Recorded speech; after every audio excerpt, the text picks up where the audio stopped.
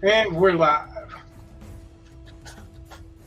Welcome to the Goldocks Pub. We have no Brett tonight, at least if we do, it's going to be later.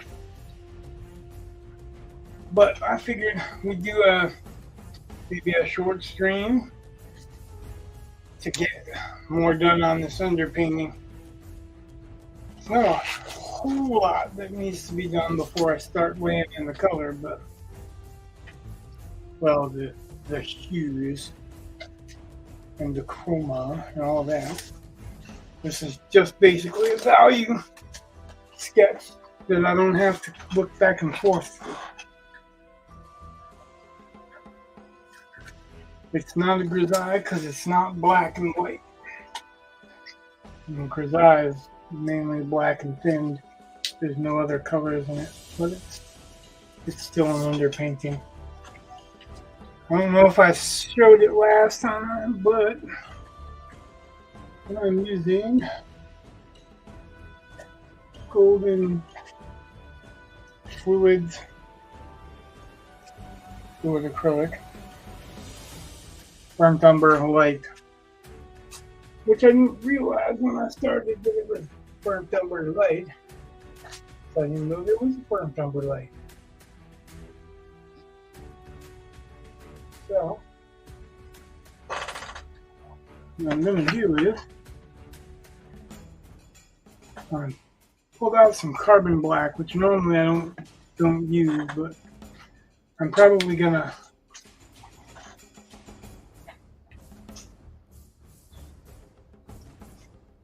when I start doing colors, probably going to hit mix some of the brown with the black to get a darker brown.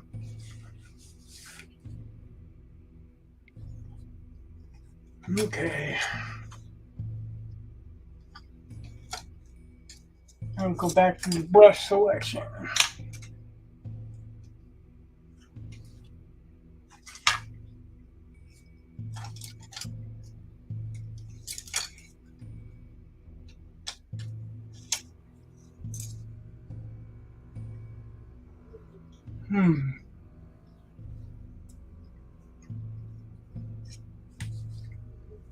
So I'm going to use 4 of them. This is a liner. It's not a very fine liner, but it's a liner. This is just it's number 1, but it's actually equivalent to number 2 in some other rounds. It's just this company. This is a number 2, but likewise, it's equivalent to a larger brush in some others. And this is, I think, a number 4. Could be a number 6. I don't have the print on there anymore. It happens. You can wear the print off of them. Yep, I've got a couple of them wearing them off. So I hit mist on that paint. I hit mist on the plate. So I got a place to mix it because I want it thinned.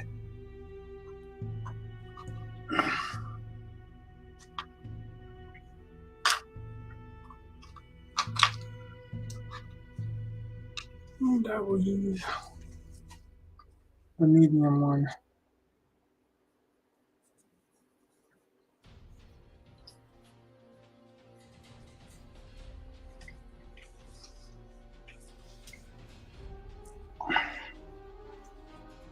So you're painting minis, huh? Say that again, I'm sorry. So you're painting minis, huh? The no, little not, statues. well, they're not. They're actually. It's not minis. No, they're like full-size statues. Well, not like human size, obviously, but no, they're about the one I'm working on. I would say is probably about 13 to 14 inches tall, somewhere about there. It's pretty big. A little over a foot. Yeah, big enough to be able to get some pretty decent detail in it. Yeah, The prints are pretty nice actually. The 3 printing technology's got come so far. Geez, crazy.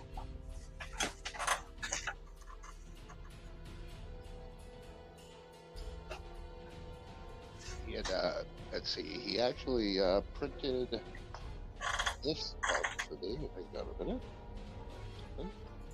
I had started to do some painting and stuff. Hold on, I can't see it, so I gotta enlarge. You gotta enlarge it for a minute. Hang on a minute. Well, let me know when you're ready. Yeah, backward. That's right.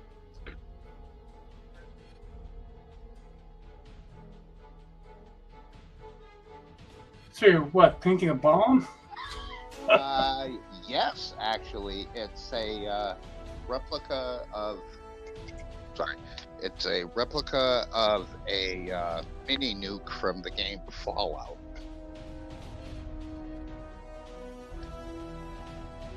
I added screws to it and painted it and weathering it and stuff like that.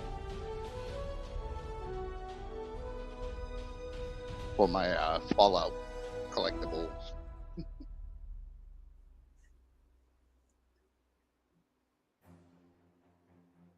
Kind of a cool little Fallout collection going on so far.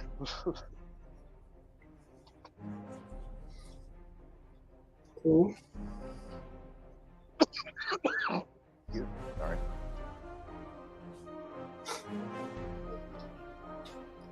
Yeah, I'll show you. Couple.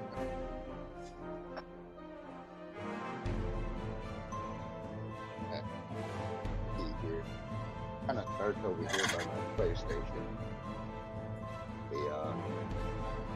There we go.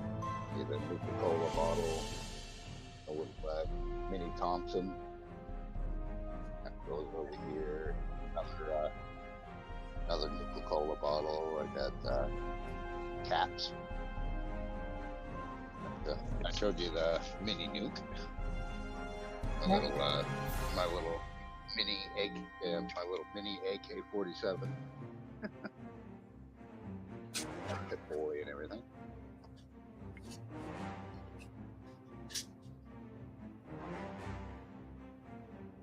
So far, cool little collection. I have a interesting book too. This is actually not a prop. This is actually a real book. It just went well with the collection. What is it? I can't see it. I'm kind of working, so you have to tell me. It is Nuclear War Survival Skills book. Ah. It's the actual book. It's not a replica for Fallout. I got it from I bought a bunch of camping gear off of Facebook Marketplace, and this was part that came with it. It's pretty cool. Had a whole bunch of high-end medical supplies, stuff like that.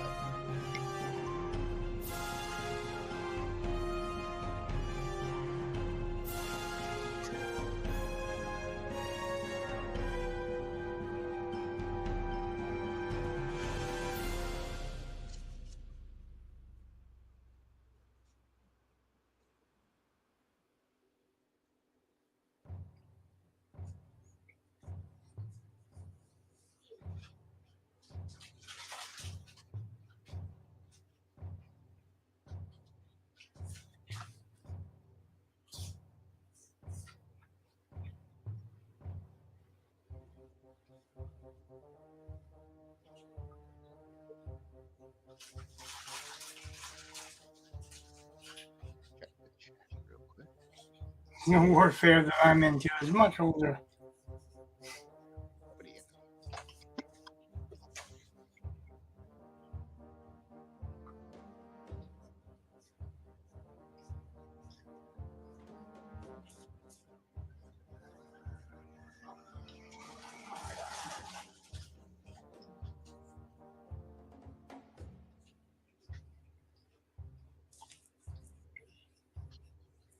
Jenny says hello, Rich. Hello, Jenny.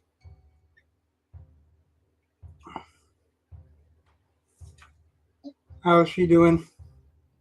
Oh, not too bad.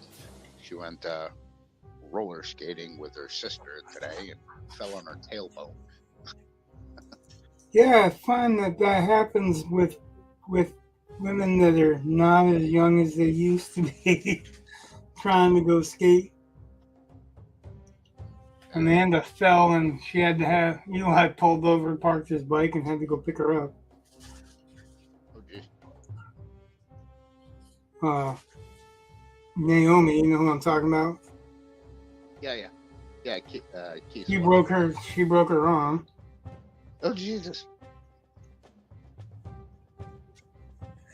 Like, when you get older, that's when you need the pads. Yeah. That's when you need to wear. Like, Amanda bought that stuff ahead of time, too. Really? Elbow pads, shin pads, you know. Yeah.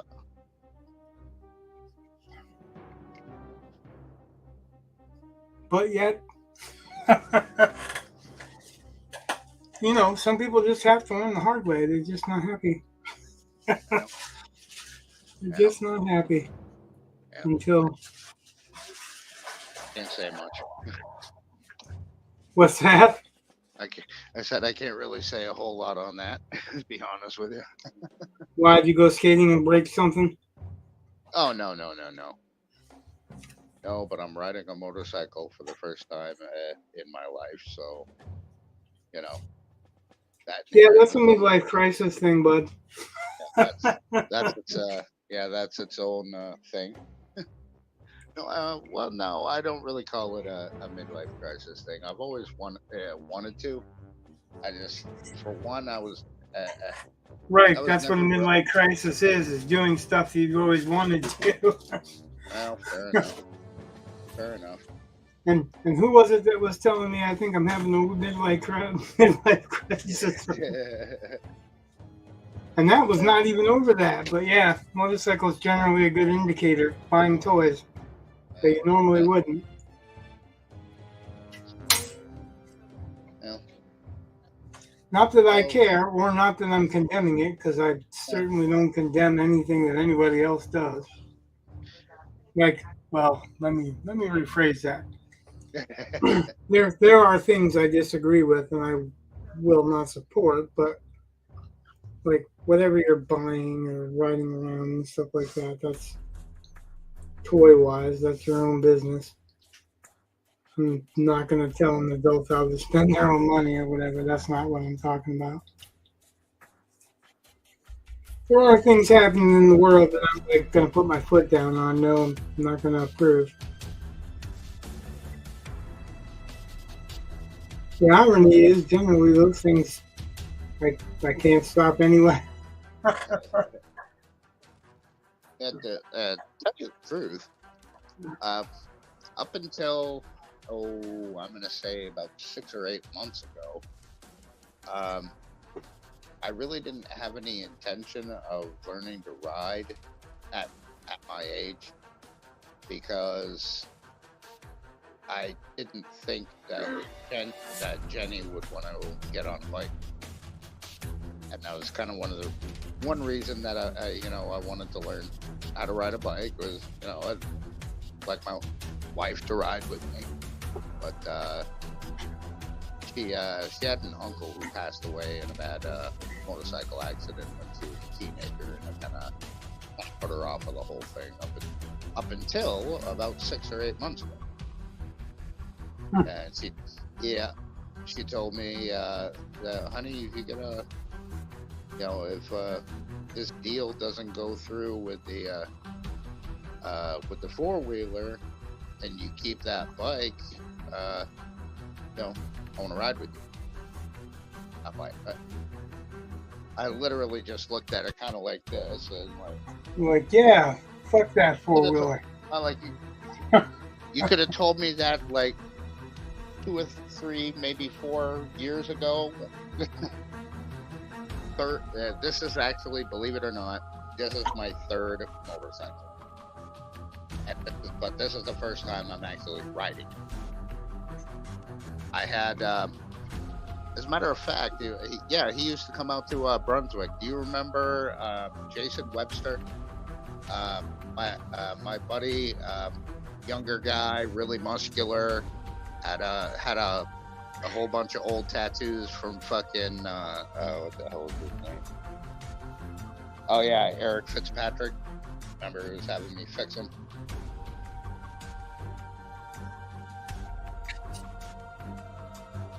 I recognize the name. That's about all I can give you.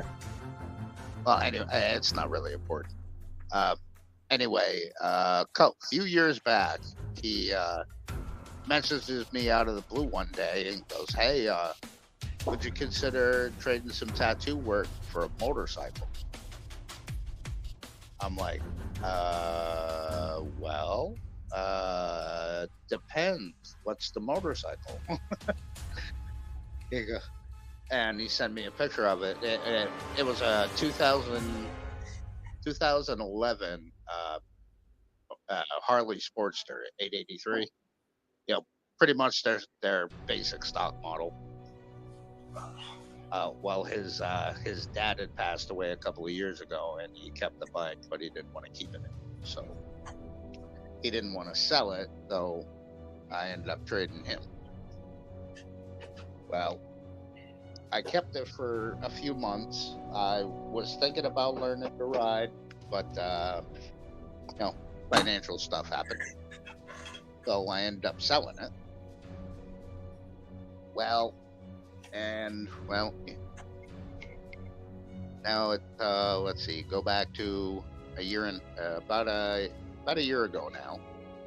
I bought a Honda VTX 1300 from my coworker, who's also my cousin D. Well, I quickly learned that bike is going to be way too powerful for me to learn on. Having never ridden before, no experience whatsoever, and I'm a big guy, but I ain't quite that big. That's a big, heavy bike to learn on. Now, I still got it. Hence why I went and bought the one that I sent you the picture of earlier. That's just a little Honda Rebel 250cc. Figured if I'm gonna learn, then I, baby steps.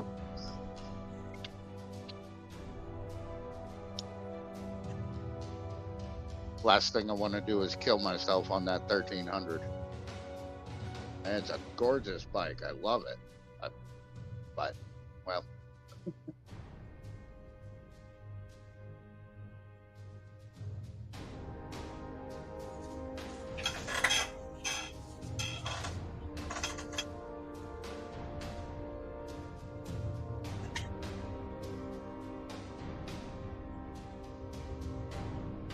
Yeah, that's basically how that happened.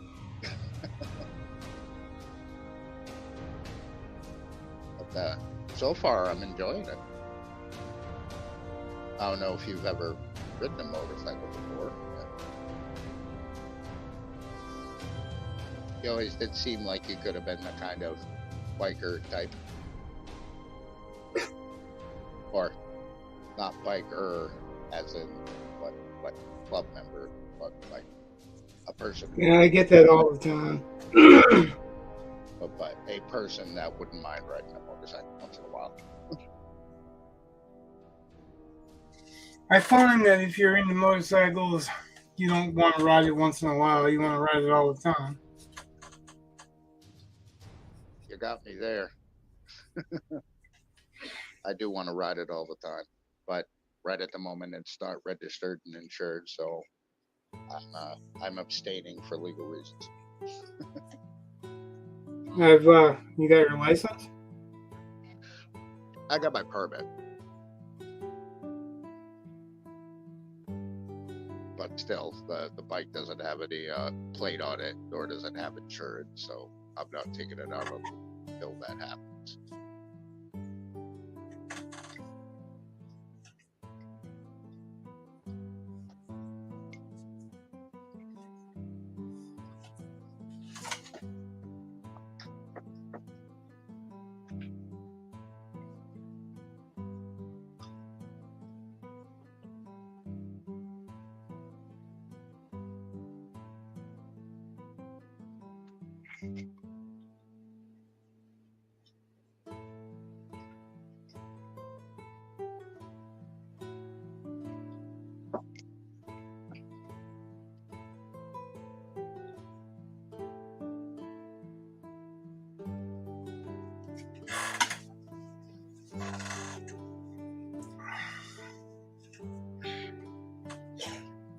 So you're enjoying the bike? Huh? I said, so you're enjoying the bike? Yeah. I like it. I mean, I've ridden four-wheelers. I have a 50cc scooter that I've been pretty much buzzing around on all summer. So it's like, not too far of a shift from that. Besides, shifting, clutch, shifter, throttle, all that.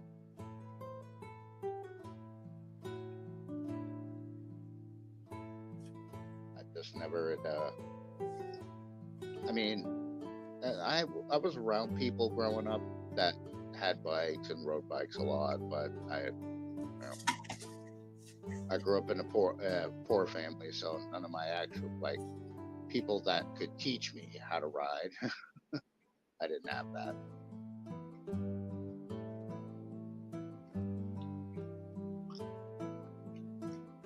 I gotta be honest though, I'm kind of glad that I did decide to wait until I was in my mid-40s.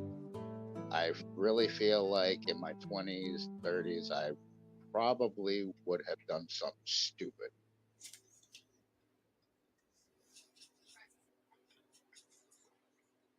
Yeah, that's why I don't want fast cars, because I know that will be my end.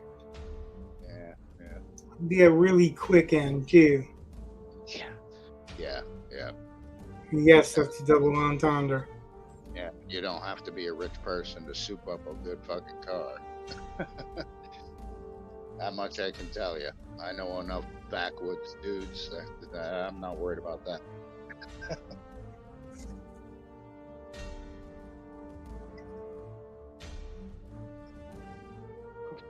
If I really wanted to.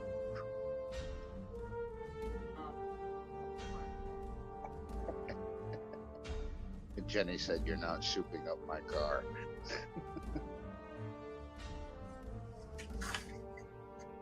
No? Some people are just no fun. Well, I had thought about it. Some small modifications I had thought about on that car. I'm being facetious. It's a Toyota Corolla S.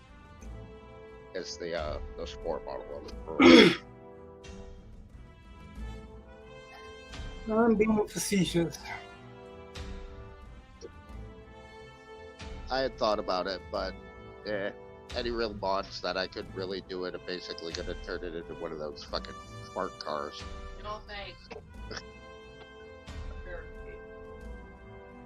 Yes, I agree. They are irritating. Yeah. I like American muscle cars anyway.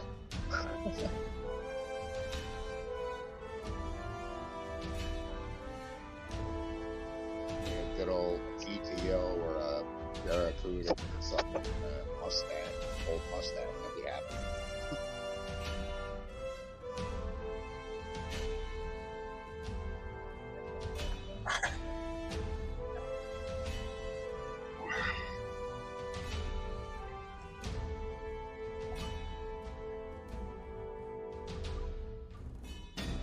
My first car was a Trans Am.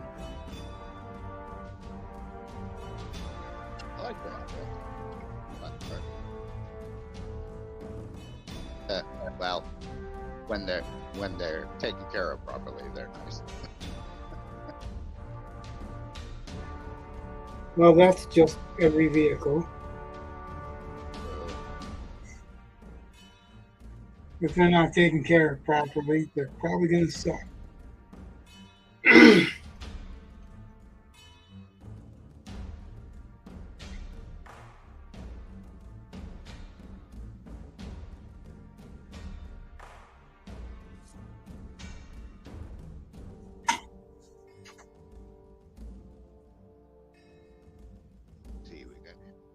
Okay.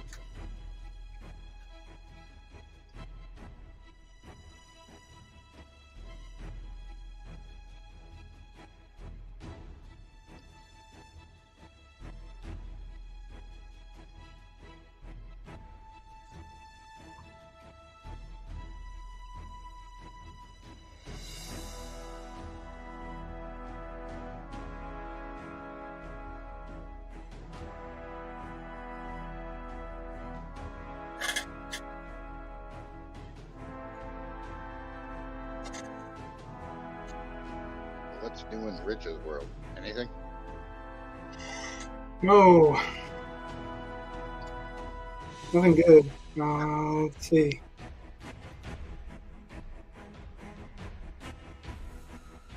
It's the same old thing. I'm just getting paid for some stuff. I hear you. Still writing, still painting, obviously. Yeah.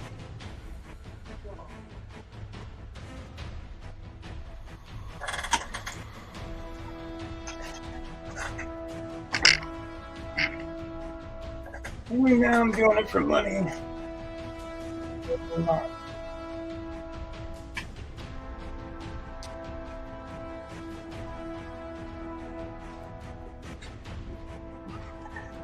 So why I'm going through and darkening some of this stuff, for those who are watching and wondering,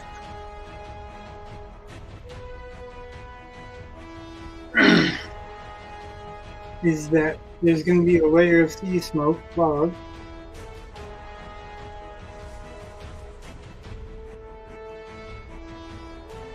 and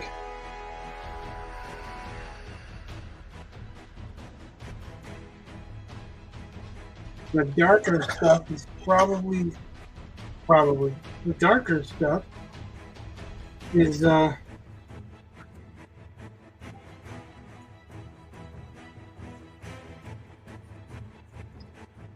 what is clearly out of the fog and close up. So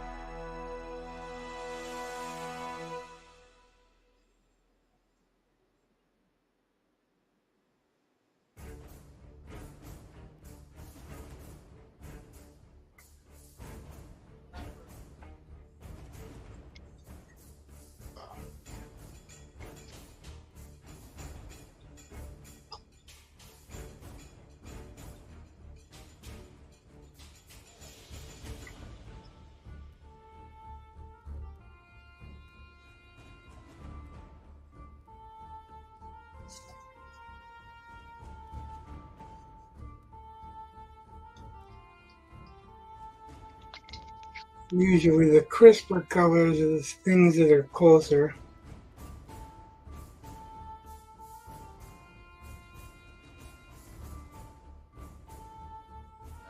Speaking of Conan, I take it you heard James Earl Jones passed. Oh yeah. Yeah.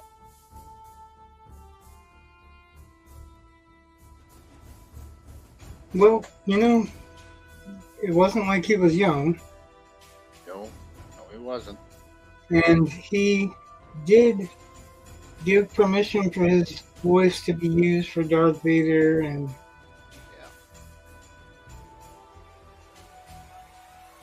other like projects, which I thought was pretty cool.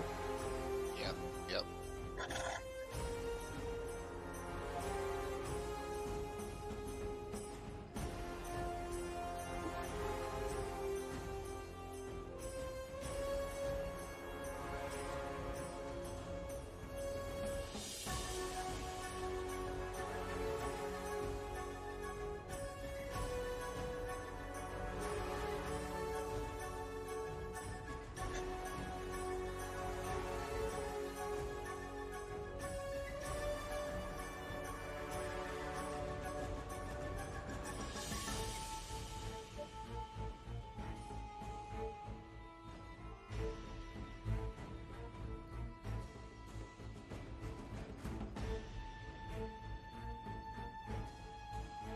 So you've been watching Conan?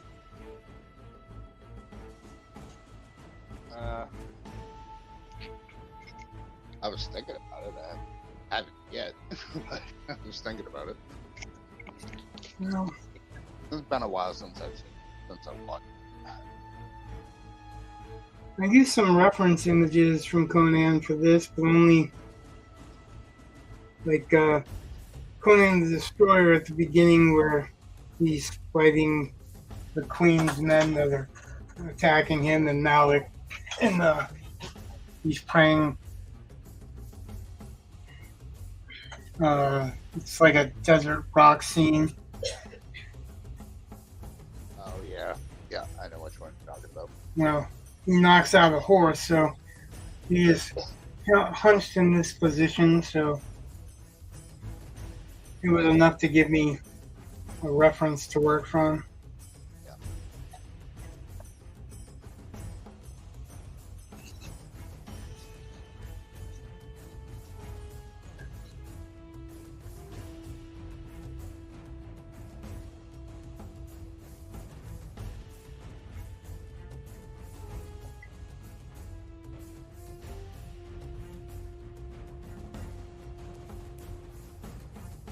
So do we have any viewers, by the way?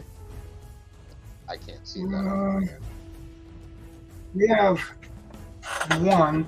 We had two. You'll find that they come and go throughout the stream. So, Well, if you're out there and you're watching, come on, guys, interact. Ask Right. some questions. The there's a few that interact with us. It just depends on.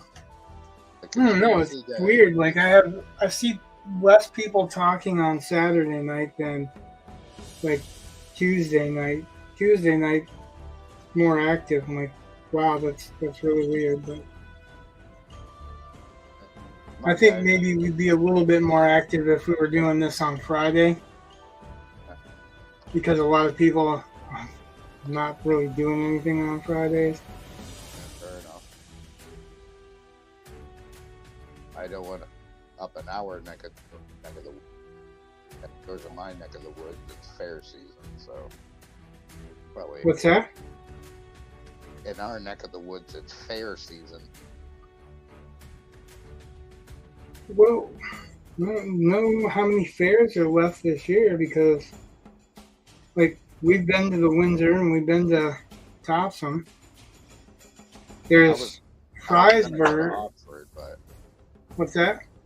I was gonna go to Oxford, which was this past weekend, but I didn't make it. Yeah, there's Fryeburg, but Yeah, we usually go every year. We skipped last year, so Jenny wants to go this year. So I know to that's Fryeburg. yeah, I know that's coming up quick here.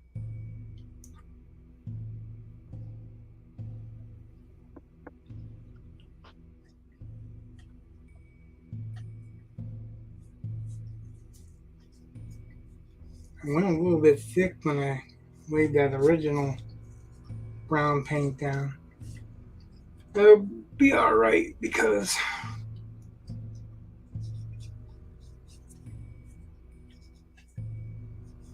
I'm going to cover it with a different paint as well.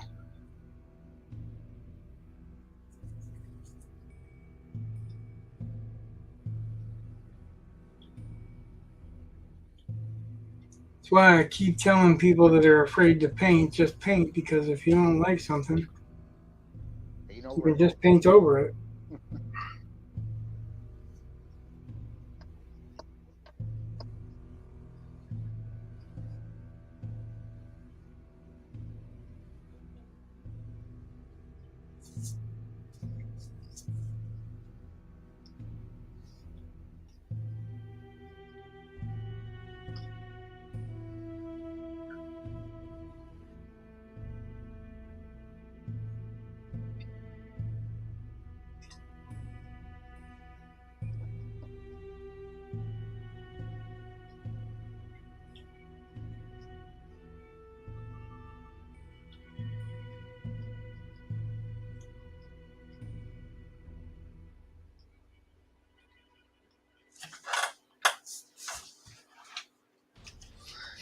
Try to tell people that. They don't necessarily listen.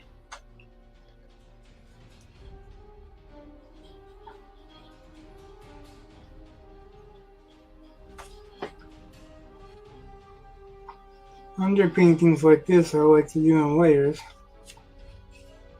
I pretty much do everything in layers anyway, but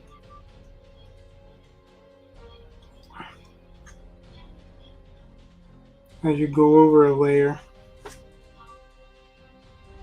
it darkens. So if you don't want to darken the whole layer, you don't go over the whole thing.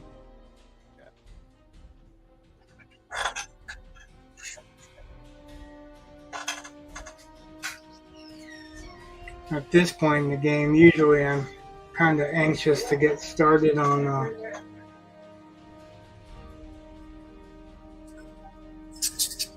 doing colors and chroma.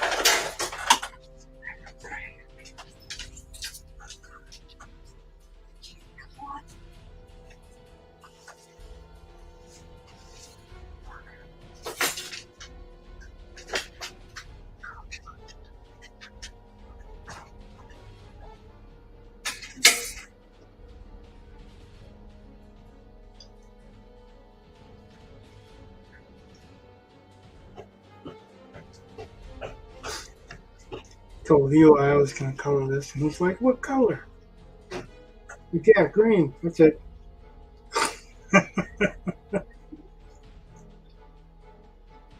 There's going to be a whole bunch of colors there, bud.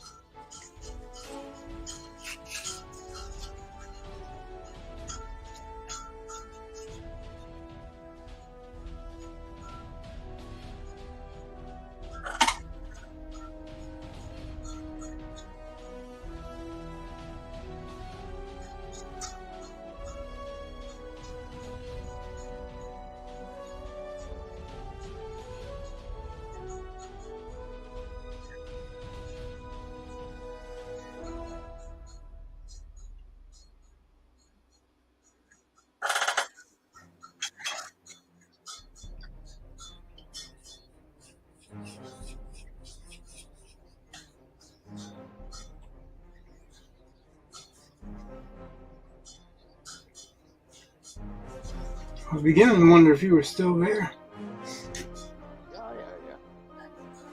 Yeah. Just watching.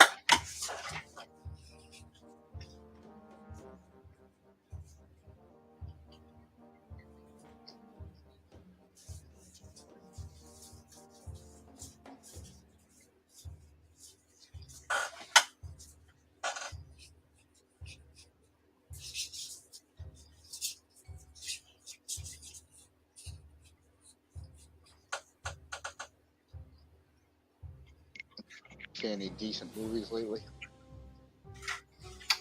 Hmm.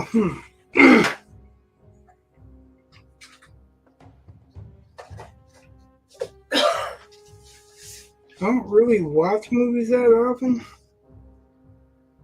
I did watch the show Dark Winds. I've heard of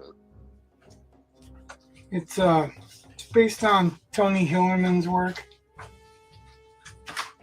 He's got the distinction of being one of the few white authors that's considered a friend of the Navajo. So basically, it's a series of novels about cops on the reservation, the Indian cops. Yeah. They don't call them Native American cops, so don't fucking. Is it Jodie Foster in that? No. No, okay, different show. No, it's basically like. A movie. Have you seen Thunderheart? Yes, it's been a while, but yeah, I have seen it. It's basically like that, except for instead of Graham Greene being one Indian cop on a bike, it's about Indian cops and a former Native American who's a federal officer. He was a FBI, and then it's the story of how he's not there anymore. But so he's basically learning about the reservation as we are, or we are as he is, or whatever. So there's religious belief, there's murder mystery, motives for killing Native Americans, and the response that they don't really get from other authorities. Yeah. Which is, kind of interesting. It's, anyone that has to rise in the face of diversity or adversity, not diversity. Yeah.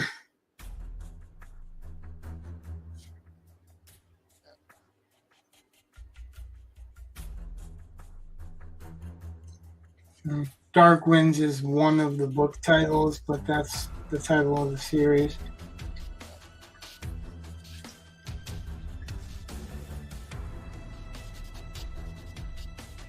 The only movie I've seen recently was the new Beetlejuice. Yeah, I have no interest. I know that sounds screwed up, but I have no interest in going back then. I'm not a fan. I feel like they could have done better. I heard some similar things. Yeah, I think probably the most enjoyable parts of it were either Michael Keaton, of course, coming back as Beetlejuice. It was kind of cool to see him come back, and Catherine O'Hara. Her performance was pretty good. Other than that, I just wasn't jiving with Jenna Ortega or Winona Ryder, coming back as Peter.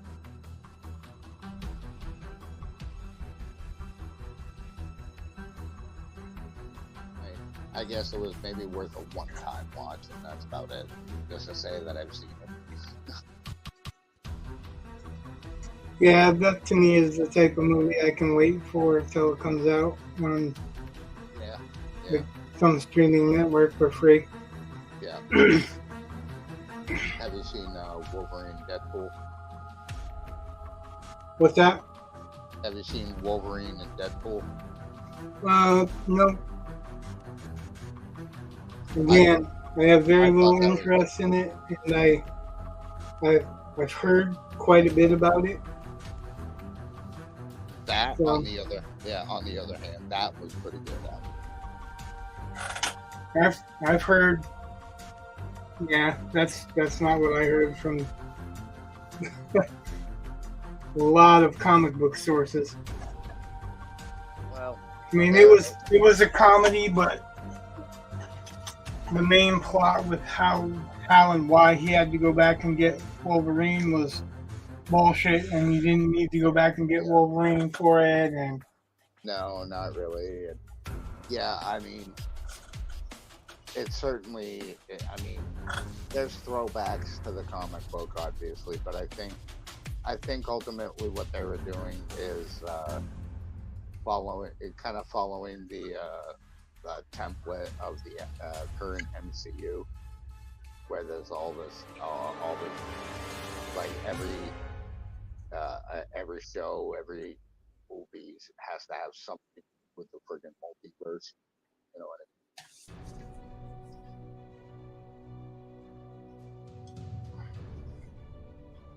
And it kind of kept up with that whole template. It was kind of yeah, well, I don't want to disparage anyone from watching it because I have not actually watched it, but yeah. I think that the sources that said what they said are reliable, and it doesn't make me any more interested in watching it. That whole, I guess, the whole return to the Marina Baccarin part, his girlfriend. Yeah. That was also unnecessary. It was just a rehash. Yeah. So I mean, I guess it didn't add texture to anything that was there. So yeah. I don't know if that makes it necessary to watch, right? So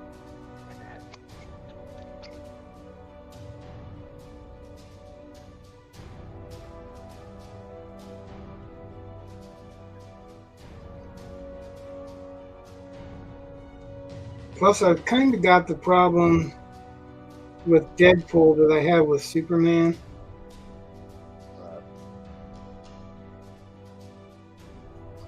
You can't kill him, he can't die, so it's kind of boring. Yeah. Fair enough. There's no risk other than him having a sense of humor. Yeah. It doesn't really add anything.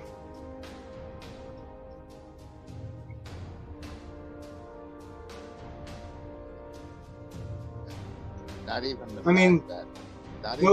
the fact that the Deadpool actually kills, unlike Batman and this. So even that doesn't really add that much to it. It doesn't, and actually, it doesn't make him more of a upworthy example. Don't get me wrong, I know that Deadpool is not supposed to be He's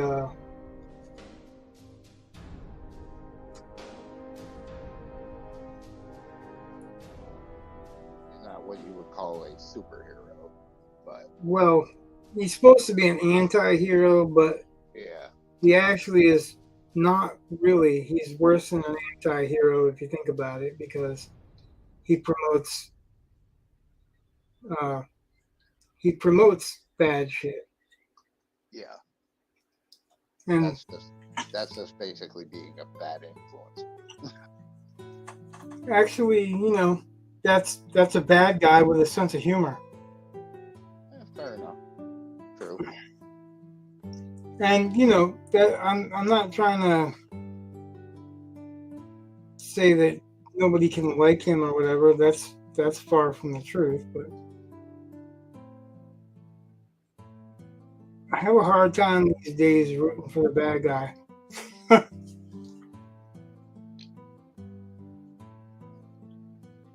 An anti-hero generally is just a bad guy that's fighting a worse bad guy.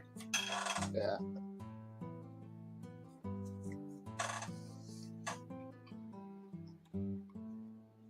I think some of that was lost in the Deadpool movies. Yeah, I would agree. I would argue that Thanos was definitely more of an. They portrayed him as more of an anti-hero, really, than per se a villain. Well, he was a villain with a backstory, so he had a purpose. True. And that's just a well-rounded character. So, yeah. I mean, I don't think that makes him, you know, more an anti-hero or whatever. It just makes him more understandable as a villain. More relatable. And it doesn't make anyone forgive him for his actions, but yeah, it makes him relatable. So yeah, because it posed, you know, that whole age-old question. You know, you sacrifice this to save that, you know, type of thing, and that's a relatable storyline. At least for the movie, anyway, is what I'm saying. To me, Deadpool is just the movies are just about hedonism. The movies are just about hedonism, just getting what you want, being able to do what you want. There's no consequences to doing what you want. Yeah. Right. Yeah, I don't know if I approve of that idea, because in real life there's consequences. Yeah. And some of them are atrocious consequences. It's kind of how we got what we're dealing with societally right now, is that nobody considers any of the consequences worth even thinking about. Yeah. That's the fight we're having, right? Yes, it is.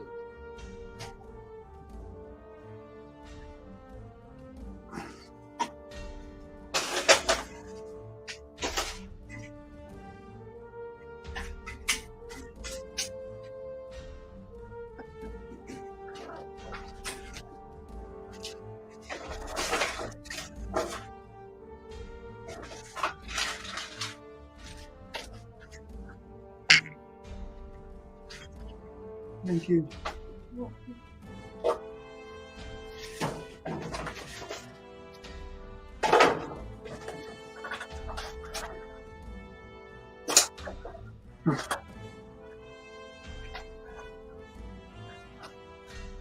I've been meaning to see a new good movie. Yeah. You've seen Godzilla -1, right? I haven't seen the whole thing. Every time I put it on, I end up fucking falling asleep. Oh, it's a good movie. And that's well, I was just about to say, it's not because I don't find it interesting or whatever. Just I have a tendency when I sit down for too long to do nothing, and I end up falling asleep. So I don't know if that's a little old age narcolepsy going on there or what, but you know, just getting old. Well, that director did a live action Battleship Yamamoto. Or Star Battleship, Space Battleship Yamamoto. Yeah, that's what it is. I started to watch that.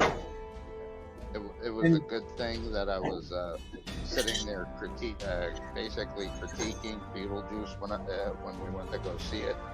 Otherwise, I probably would have fallen asleep.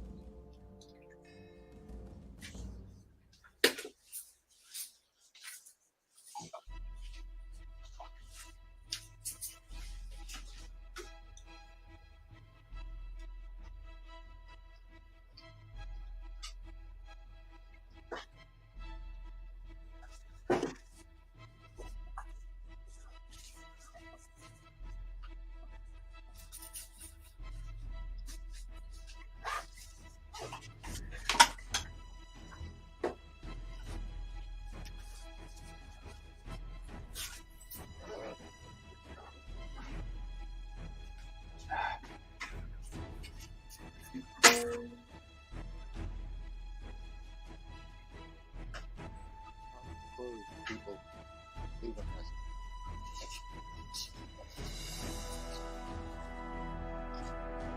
What?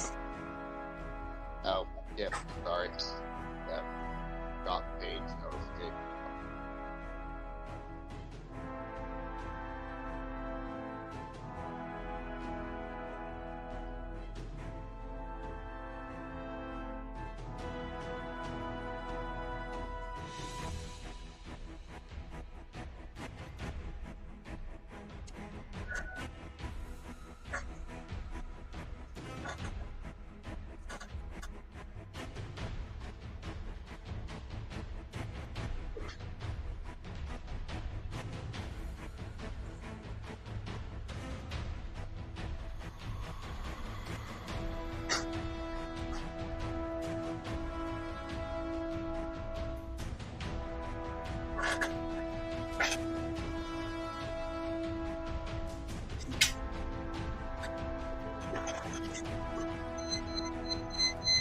What size canvas or board is this?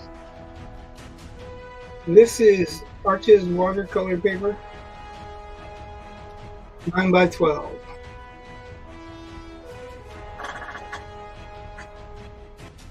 So it's just a little bit bigger than a regular piece of copy paper. Yeah, that's what I was doing.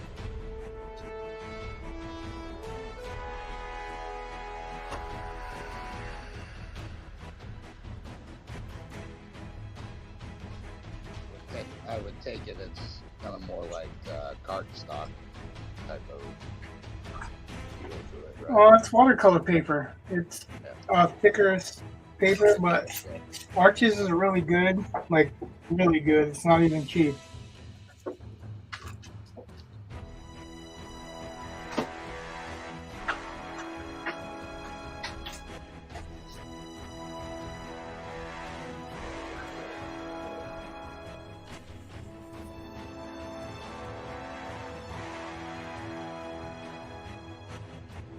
This is not what I'd recommend for a frugal artist.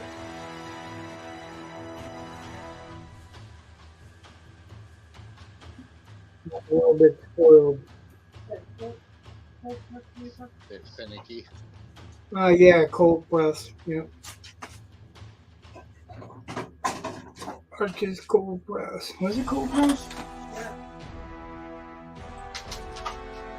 Keep on to say hot press. But yeah, you're probably right.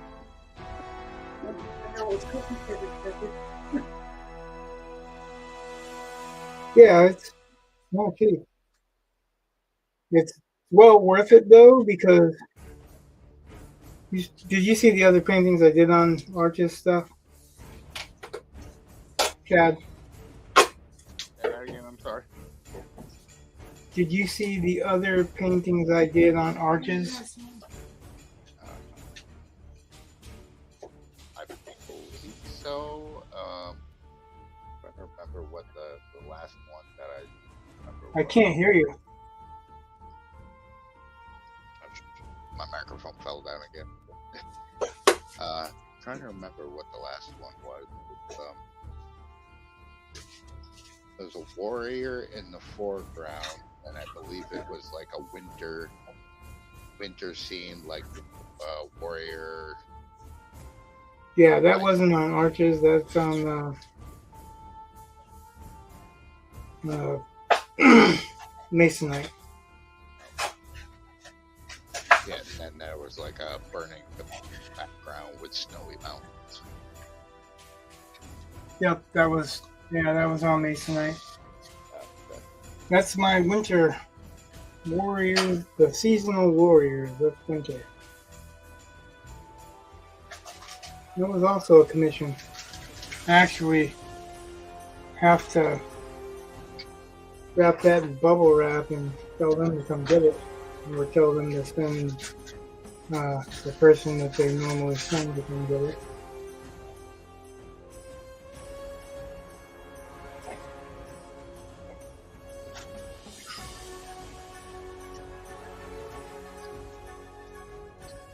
When I get through with these veins in the swing.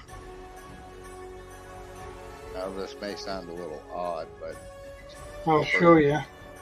For me, after being done with this painting, probably the most satisfying part of it for me would be peeling that tape and having that nice crisp border on the edges. Well, yeah, that's satisfying, but I'm just weird like that. nope, I think everybody likes peeling the tape off at the end. Unless it rips. Yeah. But that's one of the good things about this paper is that it doesn't rip very easy like that.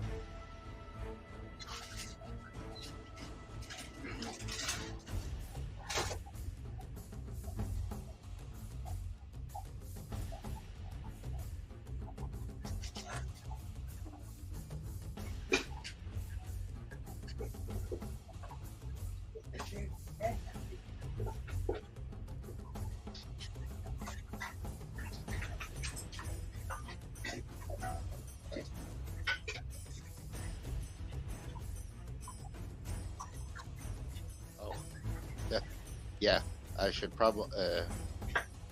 I don't know if you know this or not yet, but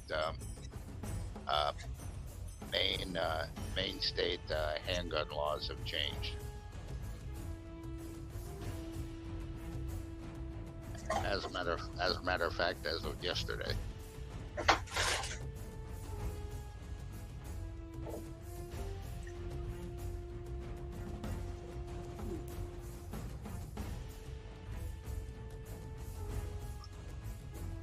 The AR-15 or no, that's handgun. Well, I think in general now. I know specifically about handgun one. We're back to 3 to 5 day waiting period.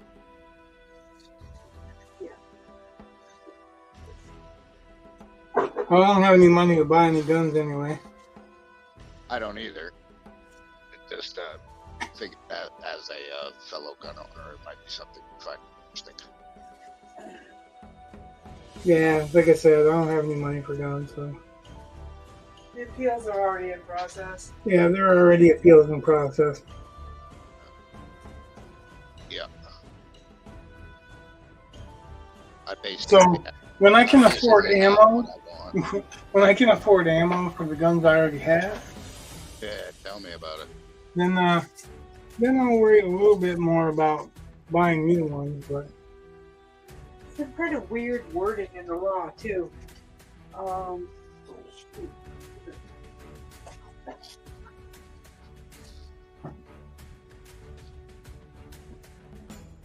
Yeah, I think they're trying. I think they're eventually trying again waiting period on all firearms. Right. Just weird because it has weedy periods hasn't shown to reduce any crime statistic at all. Yeah, it doesn't matter whether it's shown to reduce. They don't care about reducing crime. They care about controlling people. Yeah. We all know that. What is it? There's something weird in the way that it's worded. It says 3 to 5 days unless you notify them of intent. Yeah, and I found out as I talked to the guys that own Northeast Firearms over in Turner, and they said it doesn't affect transfers though. Right. Yeah. Oh, I forgot now. I read about it when the bill was presented and when it went to the vote.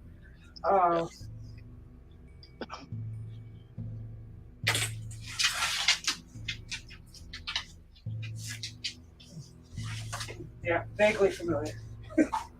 Yeah. Anything else on that?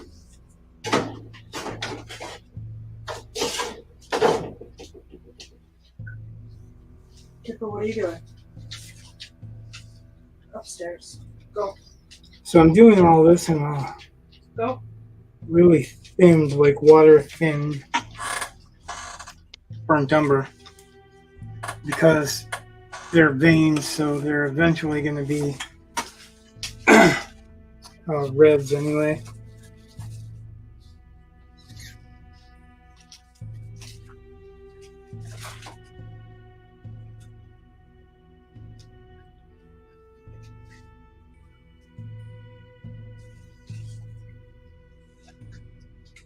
Okay. Now I officially think I have played too much D&D in my when I was younger. My first instinct is to call it a bugbear. It's not a bugbear. It's not a bear. Yeah, I know. It's clearly a ape.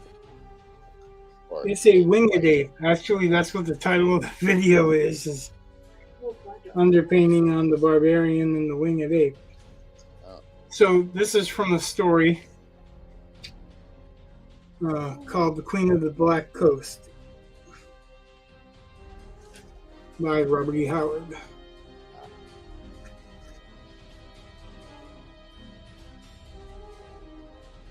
But I can't name it after his character.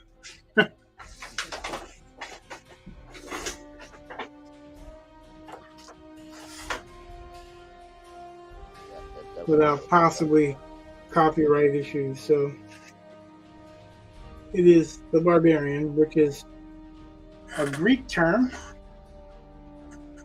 that is not owned by anybody.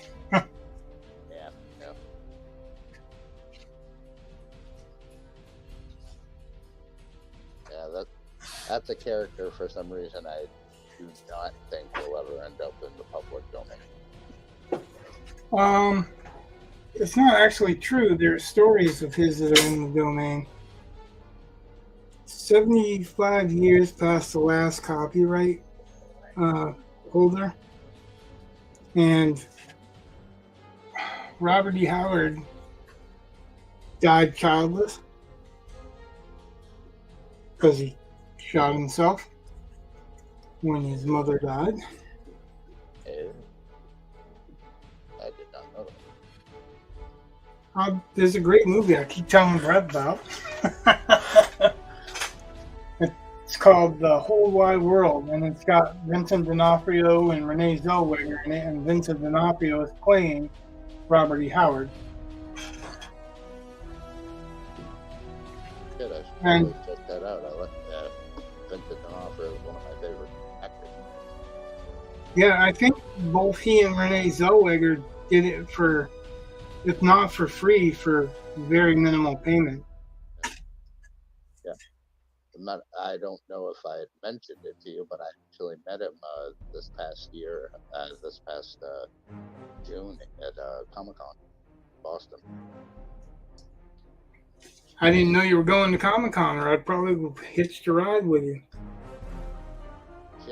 dude, wow, I'm surprised I never mentioned that. We've been going to Comic-Con. Let's see, this was our fifth year. I mean, minus the year of COVID, but yeah, that's like our family thing every year that we do. We go to Comic-Con.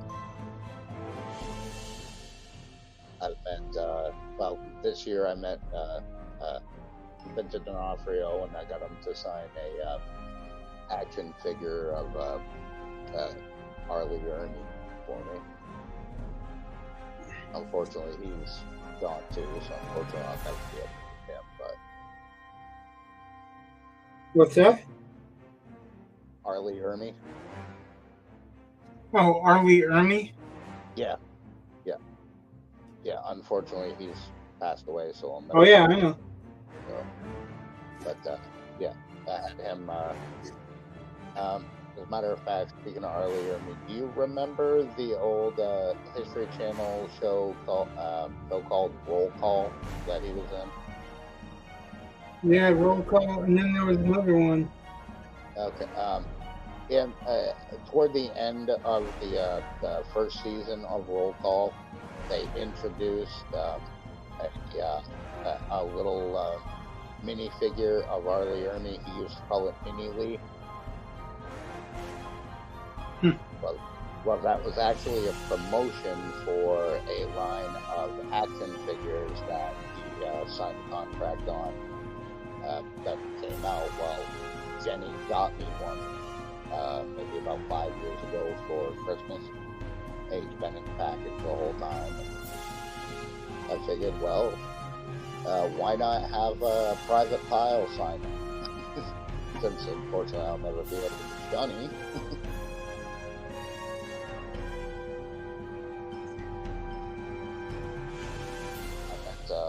Yeah, I think if I was going and I knew Windsor Newton was going to be there, I would take my copy of the whole wide world. That would have probably would have surprised him, actually. Yeah, not a lot of people know about that movie. Yeah, that's what I'm thinking. I'm a big Robert E. Howard fan, so you know. Yeah. Once I heard he was playing Robert E. Howard, I was like, ooh, I'm finding that movie. Yeah, no kidding. I mean, it's not a fast-paced movie, but it's about a writer that's in a small town in Texas in 1920s, 30s.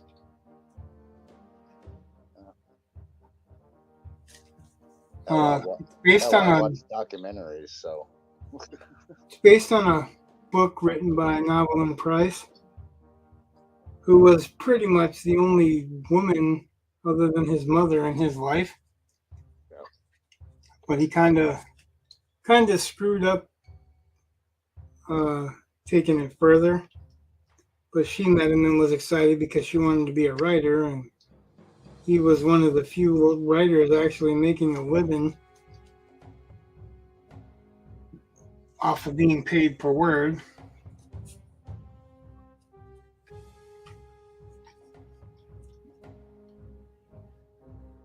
I watched a documentary a few months back about Lovecraft. That was interesting. Lovecraft and Howard were pen pals. Really? Yep. Robert E. Howard wrote I didn't say anything an Elder about God story. What's that? They didn't say anything about that in the documentary. They did mention Robert E. Howard, but they didn't say anything about him like being pen pals or anything. Yep, they were pen pals. Like I said, Robert E. Howard wrote a Elder God story.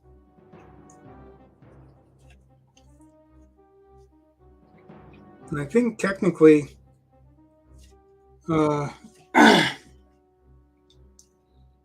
he included some Elder Gods in Conan stories, because horror usually is about, will I survive? Whether it be mentally, physically, or whatever. Yeah. And Will I and come out of fantasy this is in how do I defeat this? yeah, it's So more, Howard was how do I defeat the evil, yeah. and Lovecraft was more about am I going to survive? Am I going to go mad? Yeah. But they were writing like two sides of the same uh, monsters, elder gods, whatever. And actually, if you read a lot of Howard's Conan stories, because he only wrote one novel, but if you read a lot of his stories, you'll definitely see the influence there. He wrote horror stories as well, and he also wrote. Howard wrote so much and so many different types of stories and so many different types of genres. You'd be really surprised. Uh,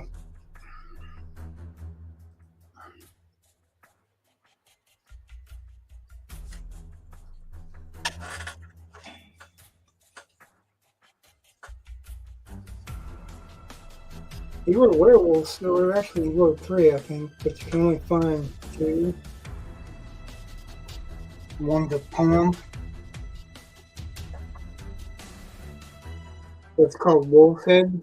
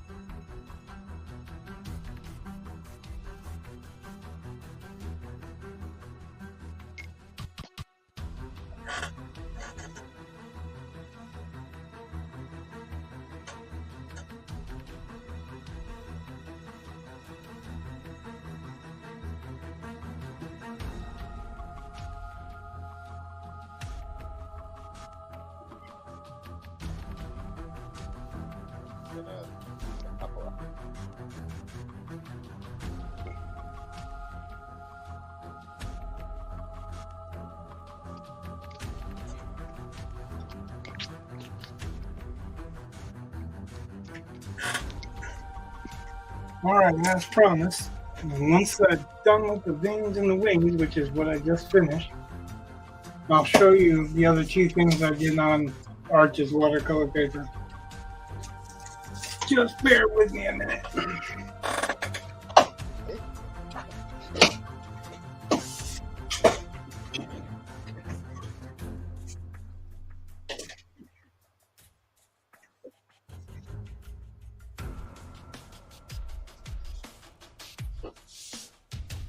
So the first of them, this was the first one I did on Arctic watercolor paper. Right. Cool. Nice.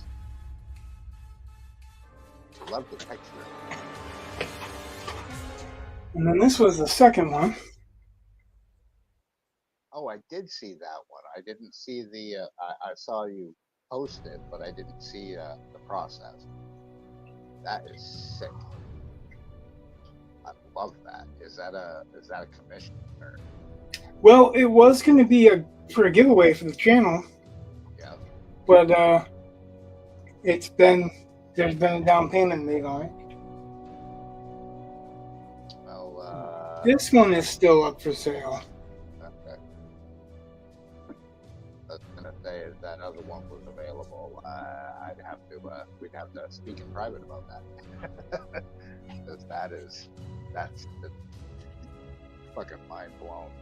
I've seen you do a lot of stuff, Rich, but that's something I have never ever seen you do before, and it's mind blowing. Well, my commissions are open, and there's a Reaper head I'm planning on sometime in the future.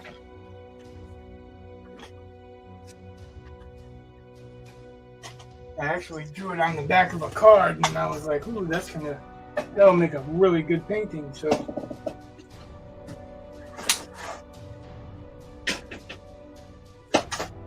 that's where I will be going. When I finish this one, I just got another commission, so when I finish this one, there's another commission following it. And then, like, I was going to go back to doing a little bit on the comic book, but I got another commission. Money's king. So I've got something in mind that's similar to the other one, but it's not the same, but it's very similar. Maybe after I've had a beer or two.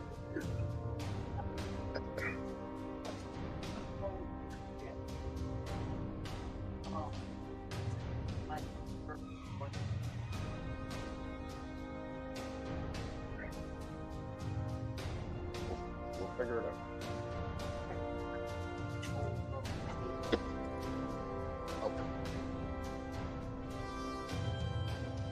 Hold on to that. Give that the call Monday so we can go. What's more than that? But roughly.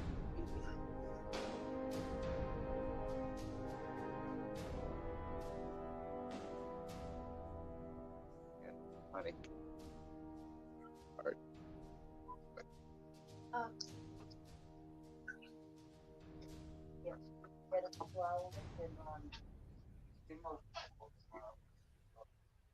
Cool. Are you getting in trouble?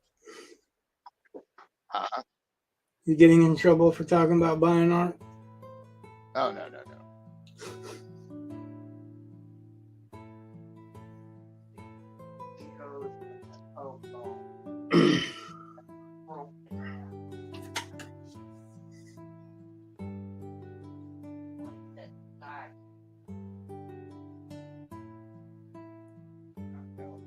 No, Jenny apparently just discovered that the flaming hot Cheetos were really hot.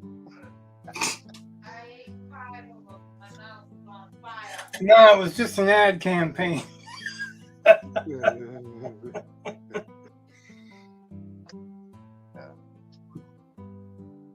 About 2 years ago, I did the freaking Packy's one chip challenge. Worst part about it was the freaking taste. Well, I like hot stuff, but I don't like stuff so hot you can't taste it at all. Yeah. Let's see if I can find. Too much hot spice all at once. There's no flavor. Like, no matter what it is, it's just like this. I don't know if I agree with that. I mean, depends on. I guess it depends on what you consider hot. Like, I guess when it comes to like, I probably wouldn't chew on a ghost pepper. You know what I mean? But there was a day, not long past, where I not only would have chewed on a ghost pepper, I would have probably asked for more.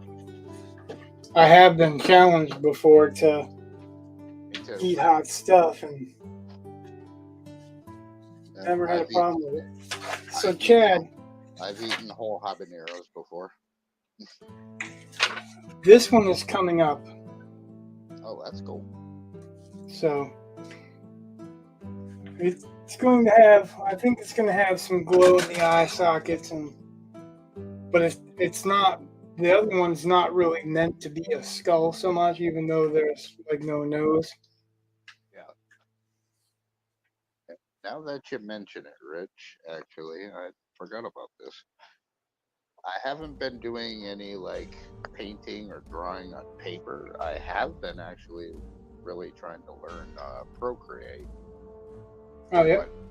And I have been working on a biomech hand and half sleeve piece.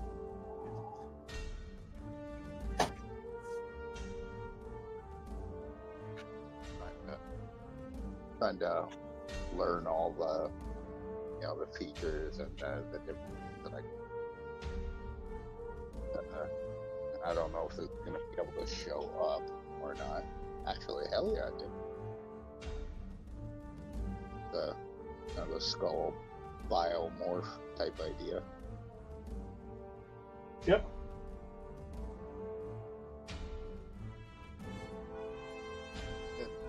So far, so good though. I've been kind of enjoying the program. I'm trying to learn it for more than just stencils.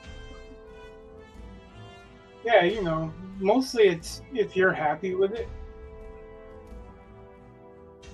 Like, if you look at it and you like what you see, that's what art's about, right? It's about self-fulfillment. And like, this is illustrated, so somebody else has to be happy with it, but also, I mean, it's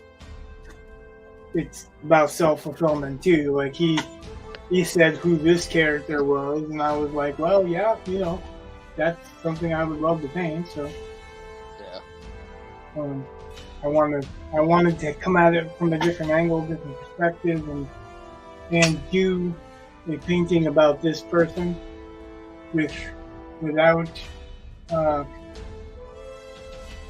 without like running into what you see all the time for Conan paintings, right?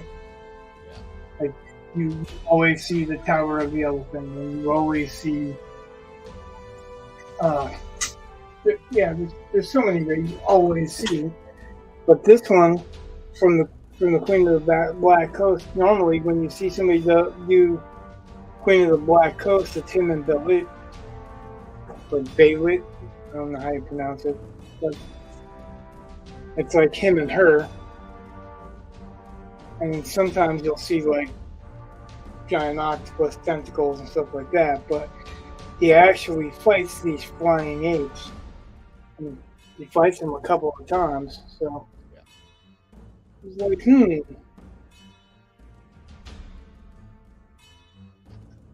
I don't know for sure though if I should have done like a shroud, like a ship's shroud, because even though they're on this tropical island, or tropical landmass, he's a pirate. So, but I wanted to do the sea smoke to kind of fade out the bottom stuff, like all this stuff right here that I went and detailed so heavily.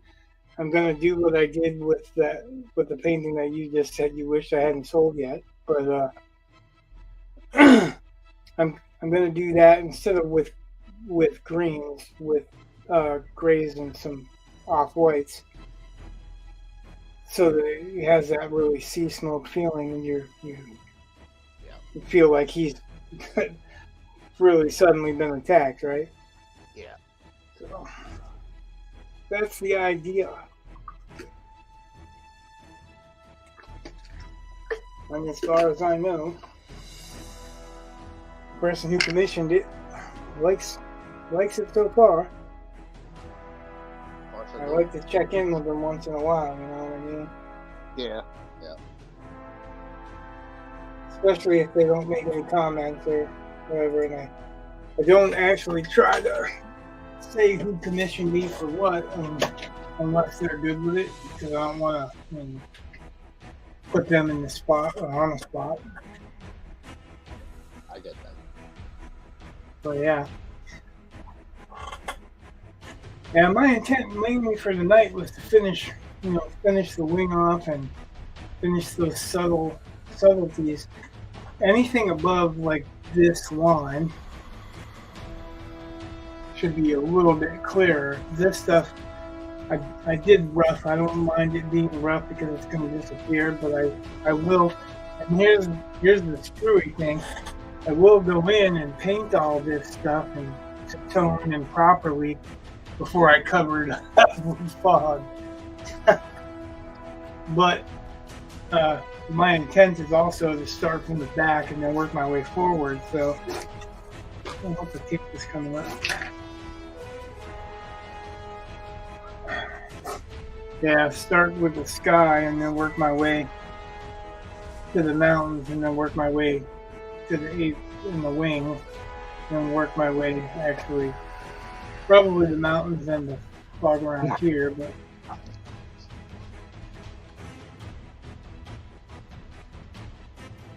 we'll see how the progression moves along as it goes.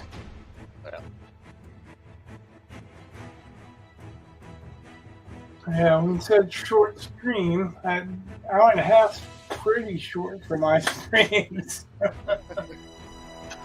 But yeah, like I mean, anything that I'm doing from here, I'm starting to color. So, not that I'm opposed to starting to color, but once I get started, I don't know, maybe time is it? It's almost 10. Oh yeah, ended at 10. We don't have one person watching. I don't see any reason to stretch out the torture.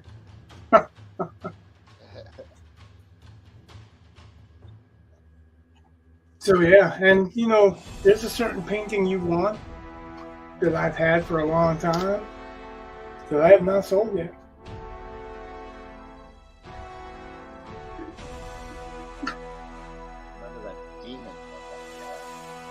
Right. That's long ago. What's that? You used to have a demon one that used to be Yeah. hanging up in the shop. I know that's long gone. No, it's not long gone. Really? I don't think so. I'm pretty sure it's still here. Wow. The Cthulhu one was a commission, right? Yeah, well, I did a couple of Cthulhu commissions. The one that's Like in the one that's actually set as your background right now. Yep, that was a commission. Yeah. That was one of 2 commissions for the same person. He wanted 4. We haven't gotten back to it yet. The warriors, the woman that was in the snow and the woman that was in the kind of desert, not really desert, but yeah, kind of desert. Like the river in the desert where she's slaying the, oh boy, easier to show it than than to describe it. Hold on a second and I'll pop it up.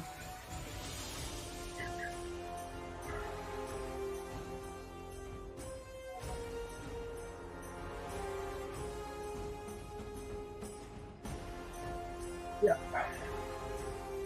So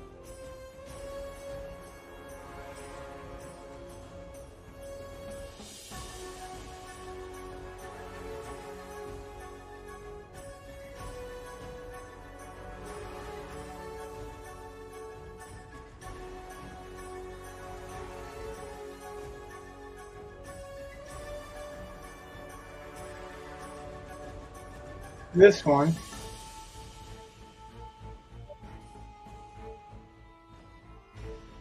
Oh yeah. I do remember.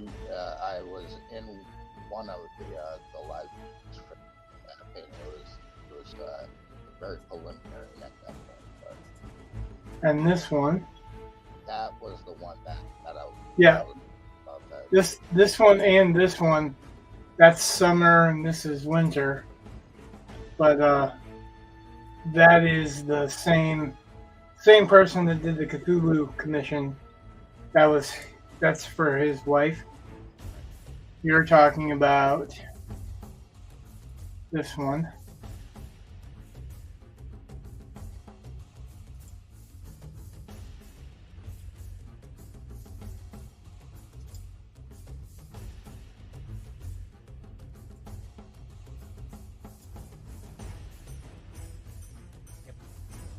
That's the one.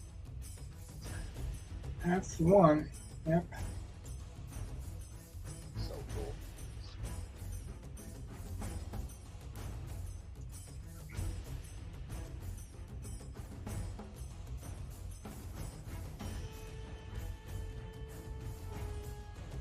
And if you do still have that demon one, And this is the other one. oh yeah, wow. Of course, it's nowhere near the second one, but the second one I was pretty much given permission to run wild on, so I did.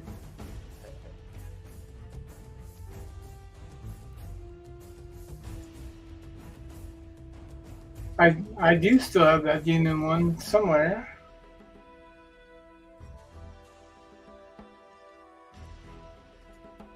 I thought that was supposed to have been somebody claimed that like a long time ago or something. I don't think so. I have to look around to see.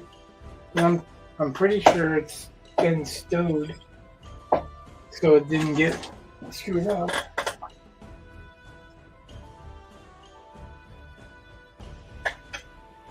No, I don't think so. Like, I don't have it right to hand right here, but I don't remember selling it to anybody. Usually I do remember when I sell a painting, right? So It was the it was the demon, and he was holding a spiked club. Yep, I know. There's only I only did one like that, dude. I've been trying to buy that off you since the freaking day I met you. Well, I mean, you had, but you didn't have the money at the time, so Very true. like things are a little bit different now. A little bit. Huh? Yeah, a little bit. My finances are a little bit better. Certainly could always be better, but yeah, such is life. Right. When can your finances not be better? Yeah, that is almost a foreign concept. It's one of those likely stories, right? Mm-hmm. I think maybe I will mess around with this guy a little bit. Oh, you know what would be perfect? I know what would be perfect.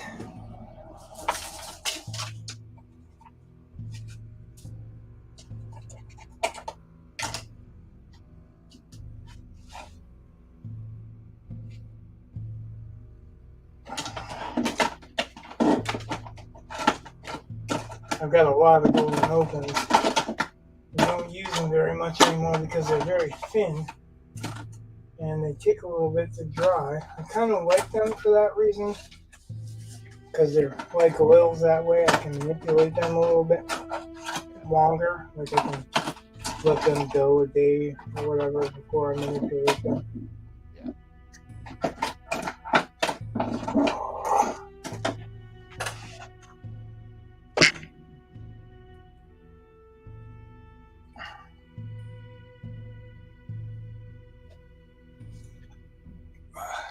Let's see.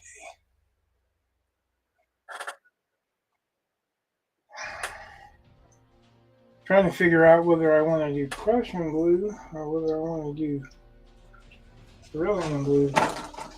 suppose I could try to do cobalt blue, but definitely could do ultramarine.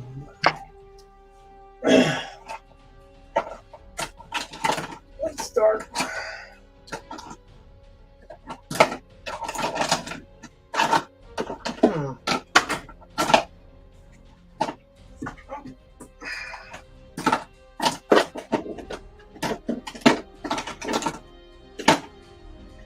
Oh, there's irony for you.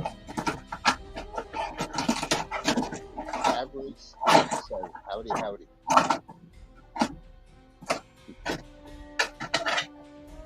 What's that? Average squid says howdy howdy. Hello.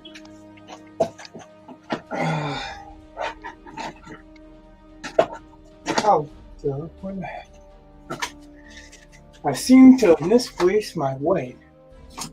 That's the one color you never really want to misplace. Not really. There it is. It was just hiding. I think maybe I'll do a little bit. Let me see how far it goes.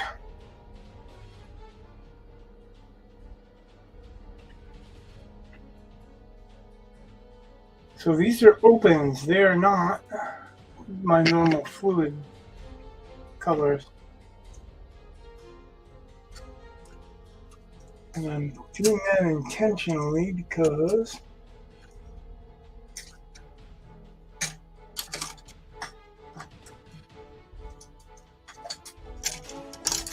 when I do a thin coat and be able to blend.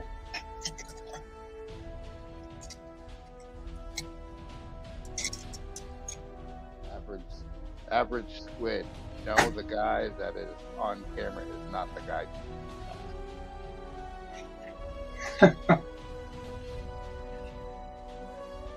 No, right.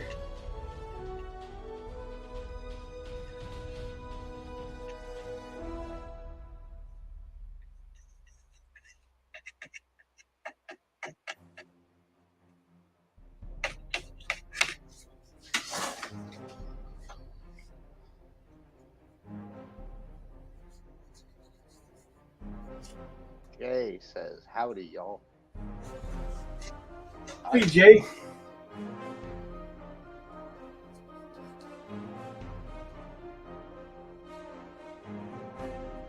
Jay says happy Batman. Happy what? Batman what? Batman Day.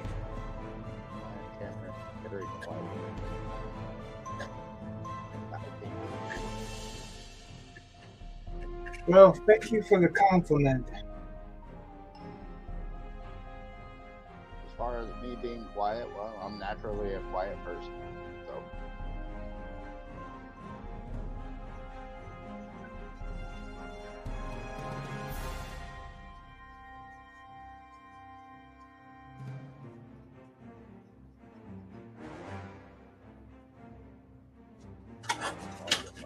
Oh, gotcha.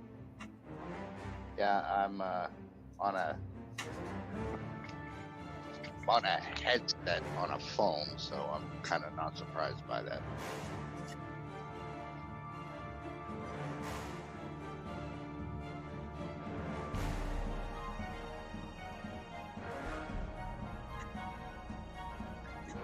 Kind of not surprised by what? Oh, that apparently my volume level is low. Yeah. We've already discussed that a few times, right? The average squid probably wasn't on at that point. They said the painting is awesome. Thank you. Much appreciated.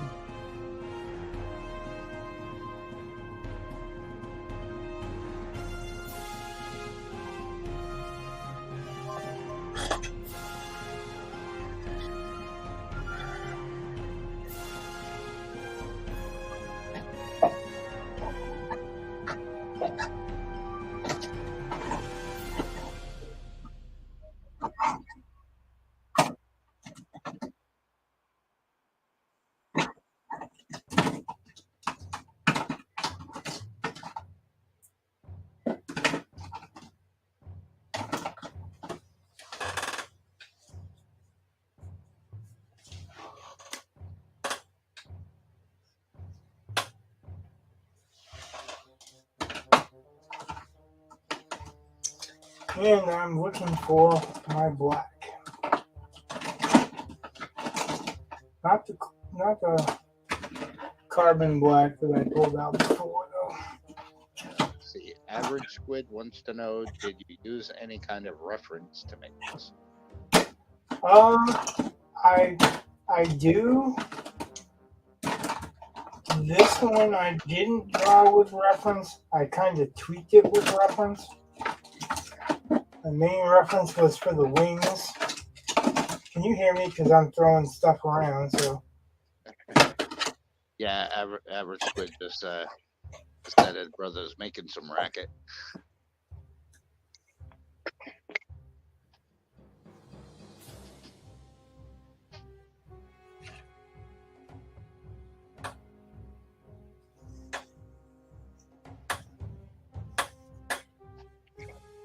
Yeah, it happens, unfortunately.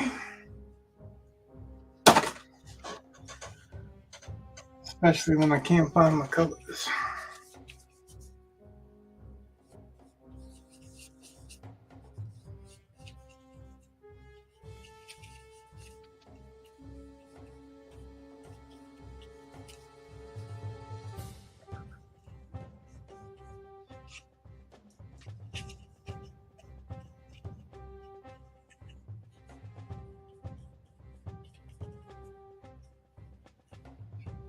So you were saying about the references?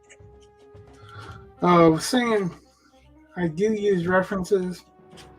I didn't use references when drawing this, except for the bat wings. Like everything else is pretty much I laid down and then I tweaked it after with some references.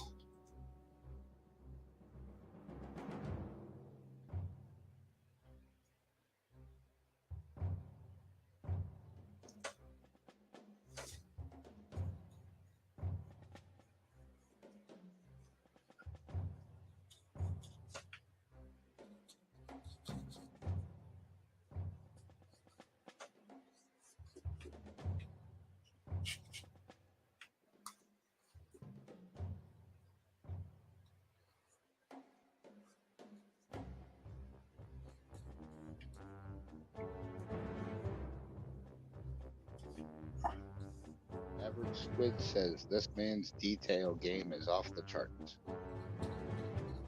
Deltoid making. Oh, deltoid game is off the charts. Deltoid. Sorry about that.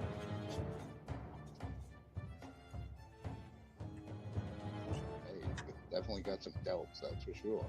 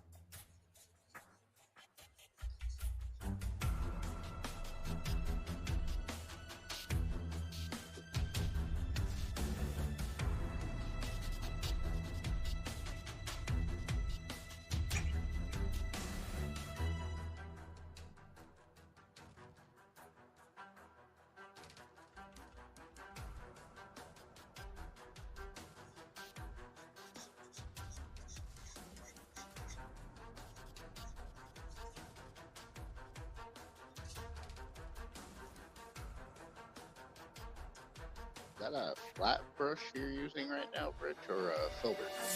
Nope, it's flat. It is non-filbert. I like filberts for oils, not so much for acrylics. Like they have their purpose. Don't get me wrong. They've got like I can get certain effects with them, but with acrylics, the acrylics dry so fast.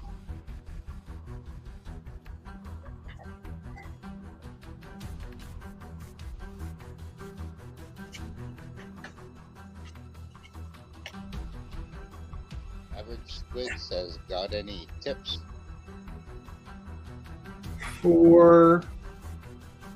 I've got plenty of tips if you got a specific question.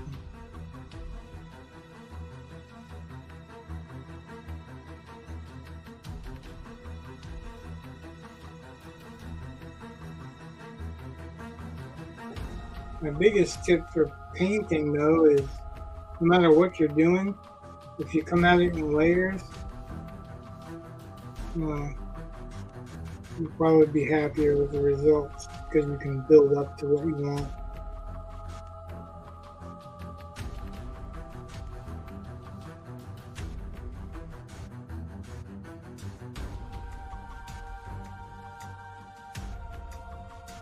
Biggest tip that I could give for anybody,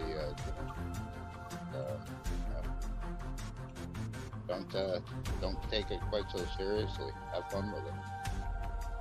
Well, that's a good thing about a filbert. If you're painting with oils, is that you kind of have to be a little bit more loose. It doesn't allow you to be as tight, as fine lined. I mean, you can get a really small filbert, I guess, and do that, but for the most part,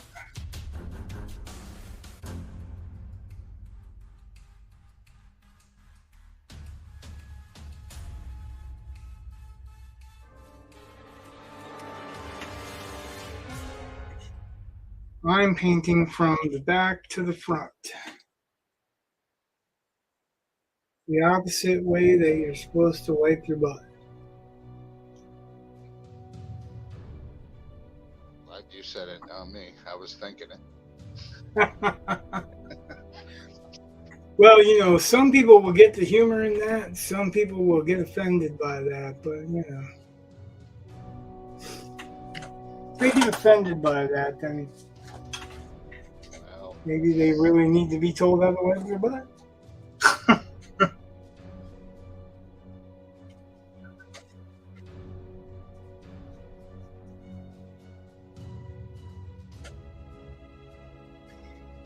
That's the good thing about opens right here. I can heighten that value.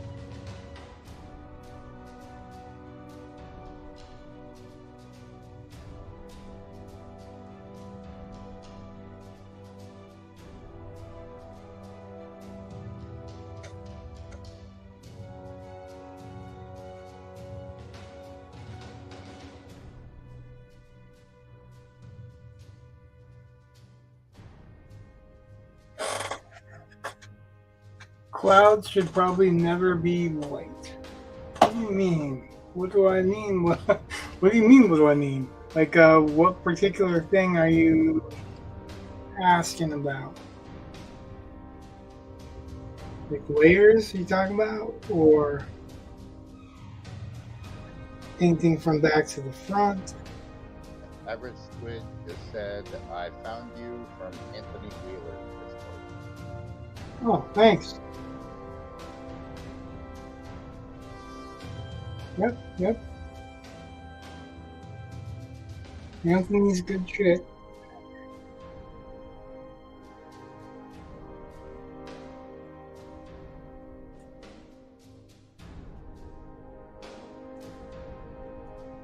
Anthony is a cartoonist who's got a card game called Chaotic Draw Along where you pick these random cards and like each one will have a different thing and you mix all three things for a prompt.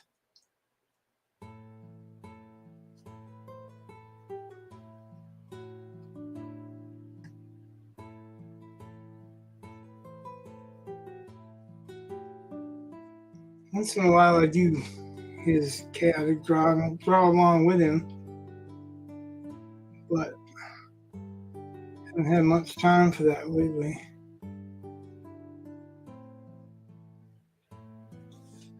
I enjoy it because it's just playing around, really. Average Squid said, yes, I found him last night and submitted one. I did a junkyard night. Oh yeah, cool. I saw some of them. I looked at them briefly, but so I didn't have a whole lot of time. So because these opens stay kind of moist. I know everybody's favorite word, right? I can give this kind of a soft edge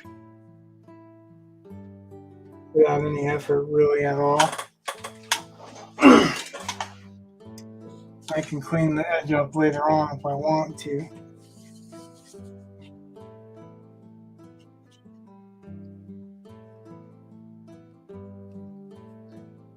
He said, cough. Go look at mine. Cough. Is your nick the same? Is your nick the same there?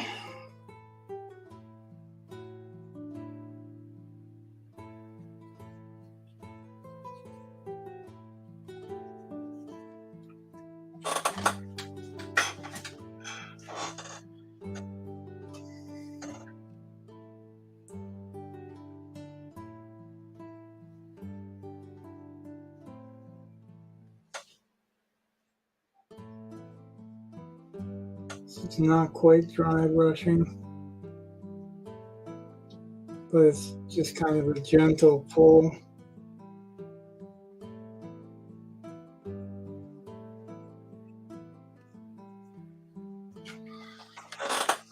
To soften up the edges of those clouds. Clouds shouldn't ever be white because nothing is really truly white in nature, but they're usually reflective. So if you look at the underside of a cloud, average squid, are you average squid over there? Like if you look at the underside of a cloud, it'll either be reflecting water, land, or trees, and you'll see a tint to match. Let me wheeler.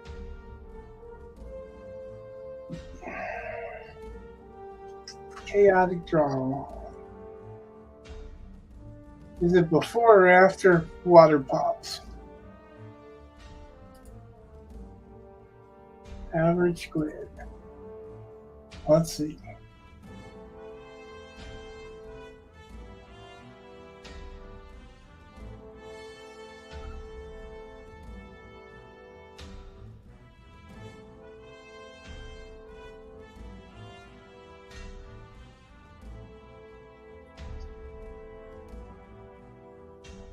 Usually a lot to go through.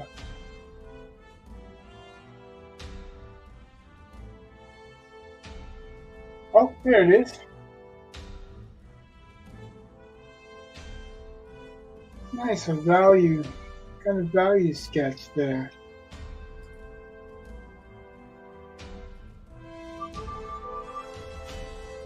Let's see, we'll share this. Hey, let's see it.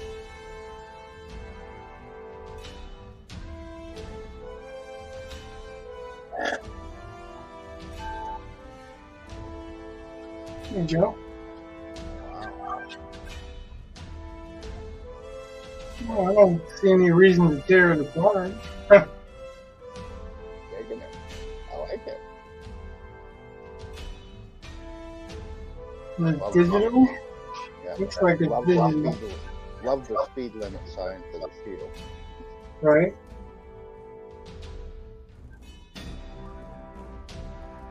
Right, it looks pretty good. I mean, value-wise. And it's a value piece because it's, All right, so like I can give you a couple of tips, but I'm not going to tear it down. I don't think there's any reason to. As usual with art, the more you layer it, the more you can go into it, and the more detail you can bring out of it. So the number one thing that I would say would be there's a kind of it's kind of a rule.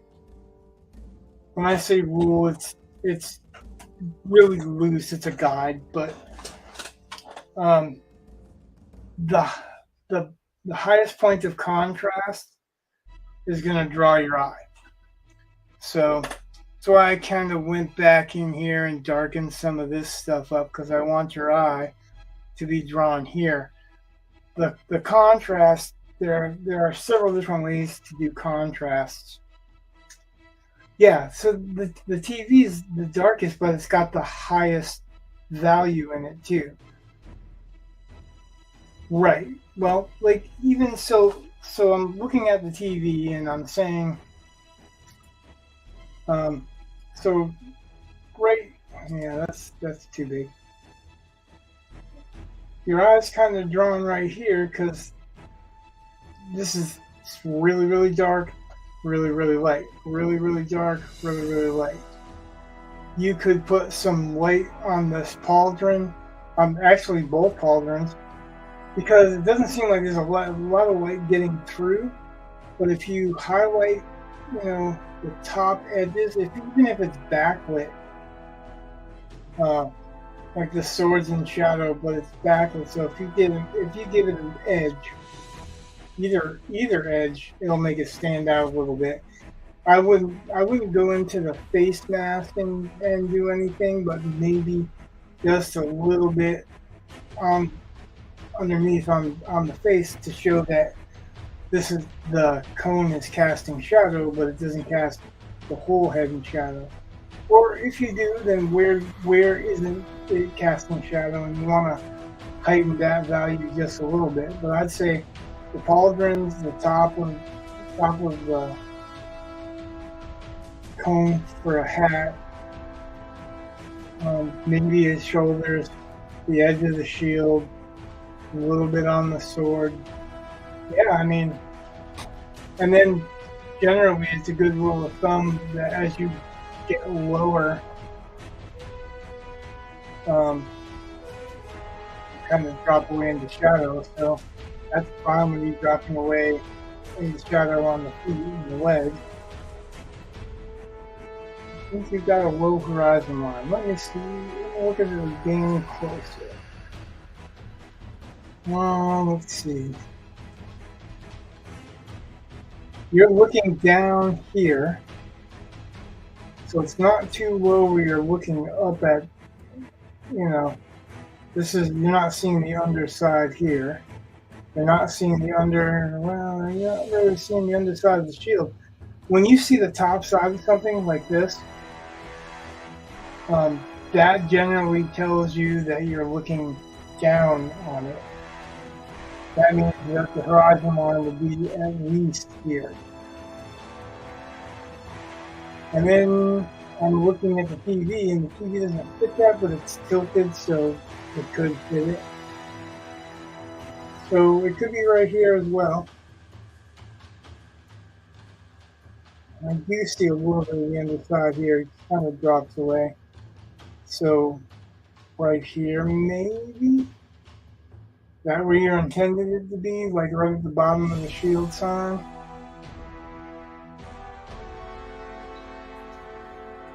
Well, there is a degree of clarity as far as that he's casting a shadow actually straight down.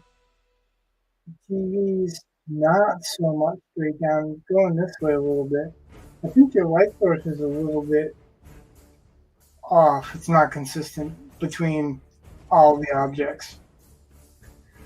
This is definitely, it's thinner, it's in the background. You can tell it's in the background. This looks to be in the background, that's fine.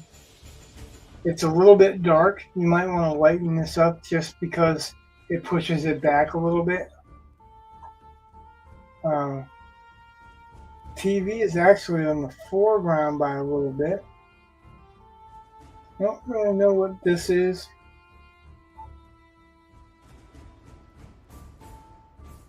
But I mean, overall, it's not bad. What's going on in here? Oh, it's just... It's supposed to be like holes in his tabard. Oh yeah, like you asked for critique. I wouldn't have critiqued it at all had you not asked. So the question is, what do you want compositionally? What do you want the eyes drawn toward? You know the rule of thirds, I'm assuming, and his head's almost. His head's on the third line, top to bottom. His feet, not quite on the third line of the bottom. And his body's not, well, the front part of his body's on the third line. So you've got 2 points of the rule of thirds there.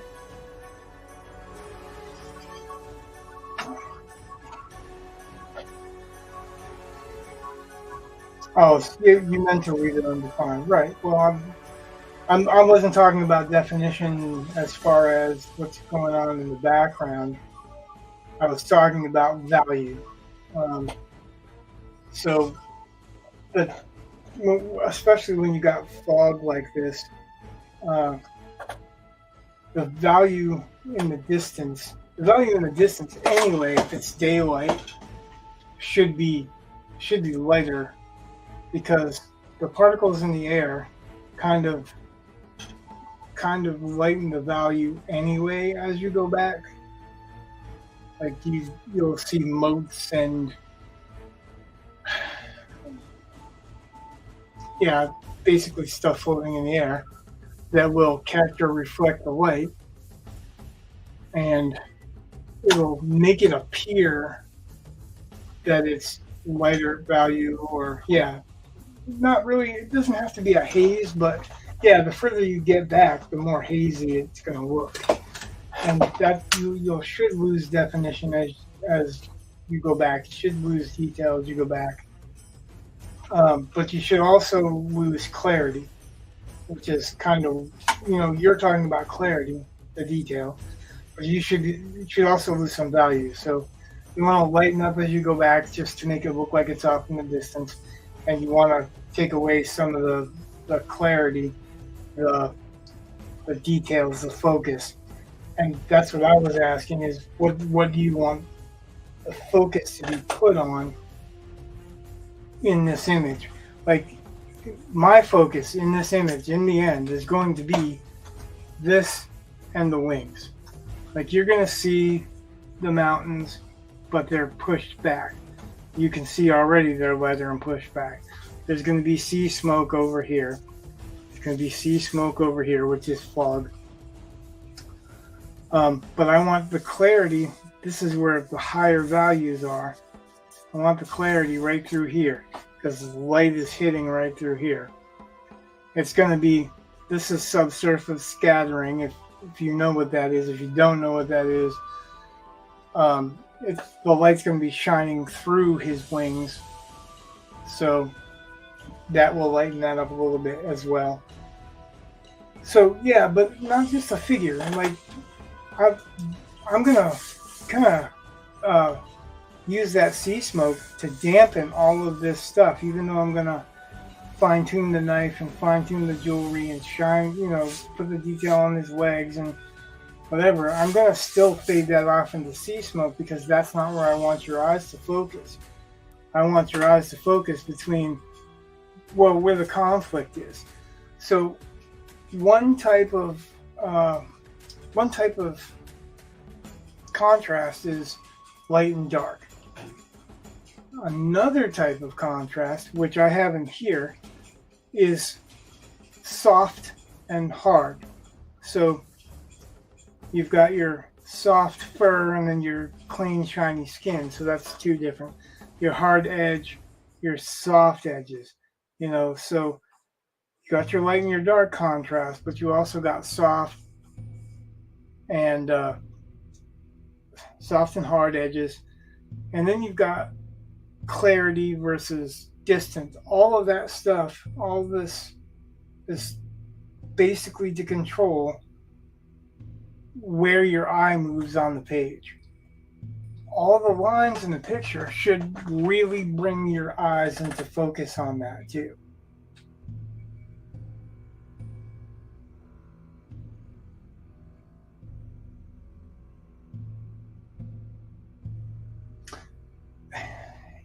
Yeah, I don't know. You might want the focus to be on his upper body, where it's sword, shield, and helmet. Or you might want the focus to be on his, just upper part of his sword, shield, and head, and shoulders. Like, I want the focus right here. Well, right here, really. But you see, these lines lead to this confrontation. This line leads to that confrontation. These points lead to that confrontation. Everything that's in this picture is designed to make your eyes flow this way to this. So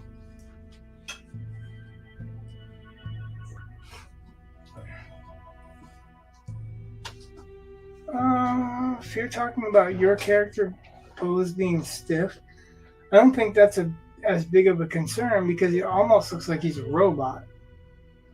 And he's built of metallic and stiff things.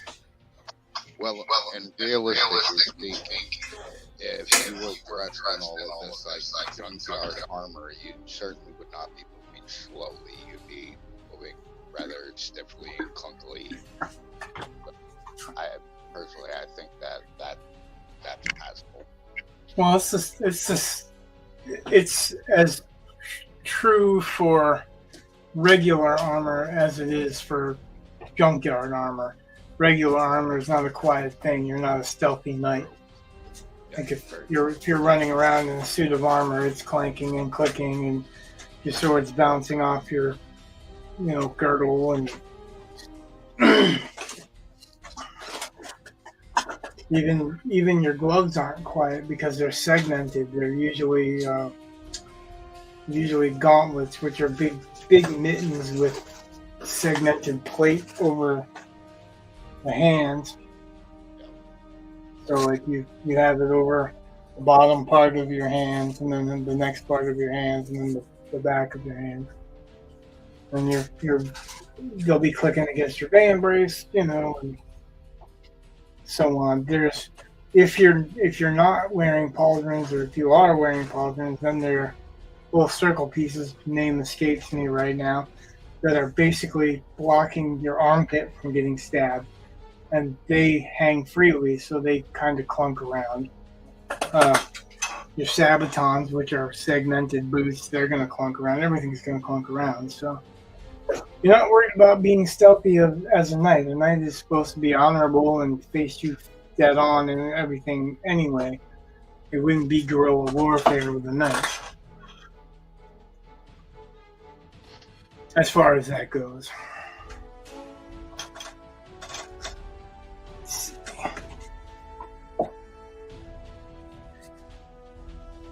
The downfall and the benefit to using golden ribbons.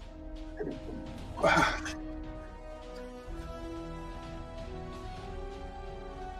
Rich, I think I got a duck on that out of the. Well, like I said, it was intended to be a short stream anyway, so like I'm answering questions. If anybody has any questions or want to talk about technique or whatever, I'm still here to talk about that for a few anyway. But I'm not going to do much more on the painting because if so, then I'll be here all night trying to do the little things on the painting. Yeah. Well, Take- like I'm trying to do as much of this painting on stream as I can. I usually do. If I start something on stream, I wanna pretty much be there for on stream.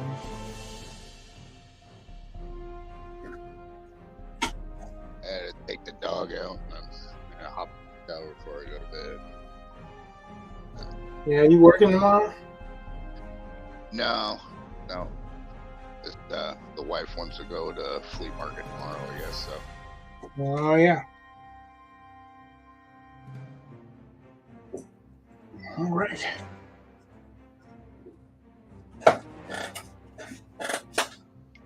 Yeah, I know yours is still on screen. On screen. I wasn't wasn't worried about having you on screen. I guess I could go like this, but I can remove it from screen like this. But. all right, all. Well, have a good evening. Yeah, have a good one. Thanks for hanging out. Yes, sir. I'll probably catch you on the next one. All right. You're welcome All right. to. Yeah, so, wow, I guess I'm just me on screen now. Now we're both on screen, right? So, yeah, I wouldn't want to tear it down. I mean, so it's quick, it's rough, it's a pretty good value sketch all in all. Like, I would say the main thing you want to do is direct the eye and put the contrast where the eye, where you want the eye. Like I said, where I want my contrast is, or where I want the eye to go is eventually here. So everything that I'm doing is pretty much leading to it. I'm going to obscure this so that your focus is here more. All this is lighter, it's in the background, but all the lines lead to there. That is the key. Like you want to direct the eye, especially if you're doing any type of illustration. If you're not worried about doing illustrative work and you're just doing it for you or whatever, there's no rules, no right or wrong. It's whatever makes you happy and whatever you're happy with. As for getting better, that's another thing too. Is that better is in the eye of the beholder. It's the person who's going to say whether or not it's better. Only you. And there's a good saying that I picked up in art early on that you should never judge yourself by somebody else, because you don't know how long that they've been painting or how long they've been drawing or whatever. You only know where they're at when you see that picture.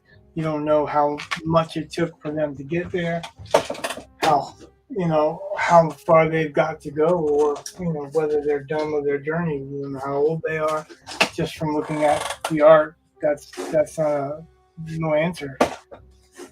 So your best bet, if you're going to judge your artwork, is to judge your artwork based on what you used to do.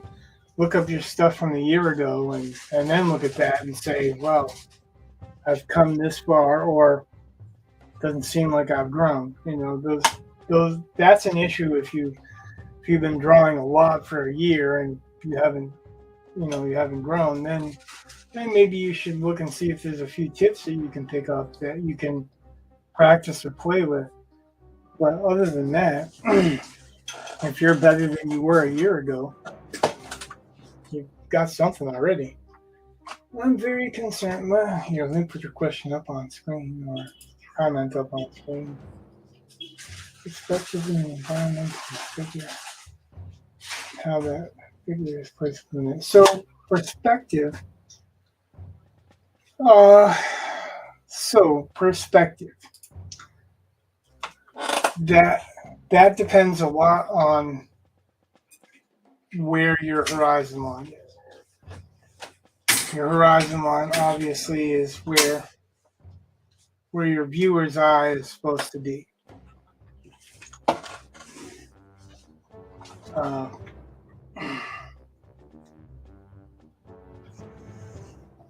Once you know where your viewer's eye is supposed to be,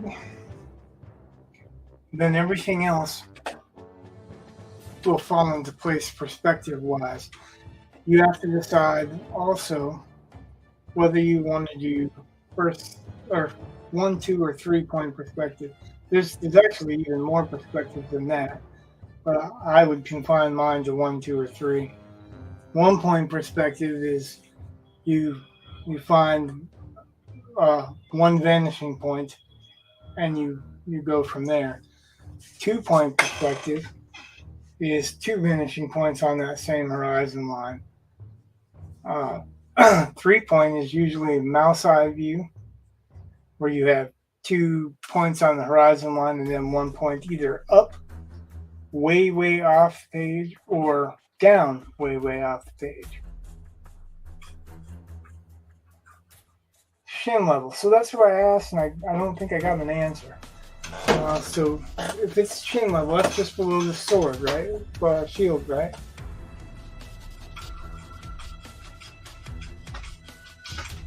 The horizon was placed at shin level, and that doesn't make any sense.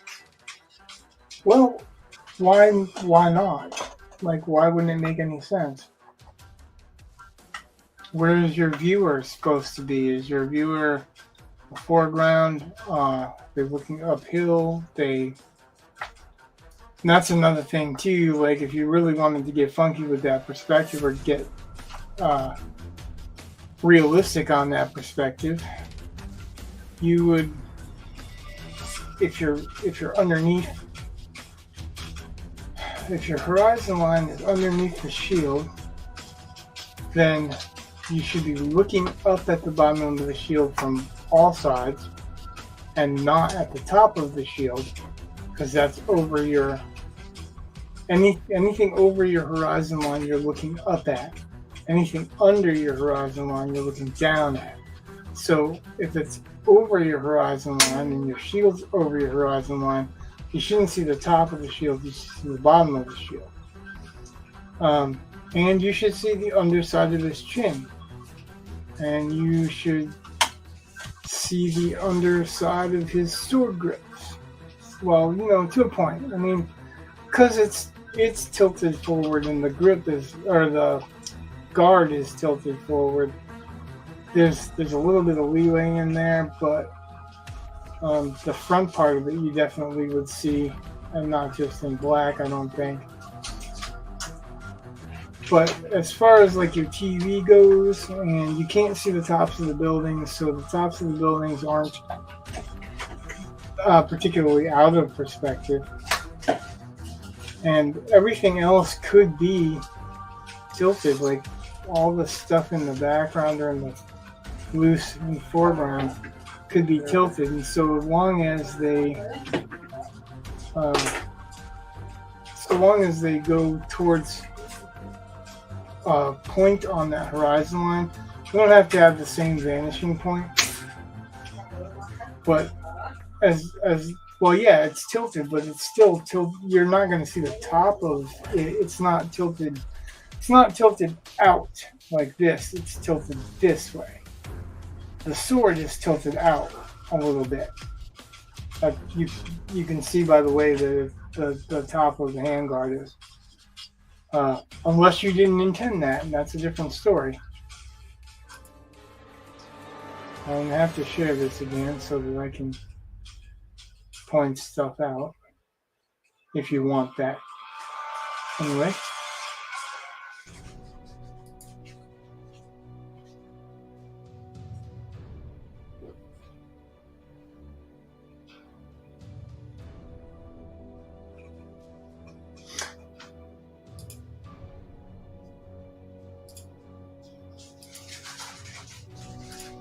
Okay. So,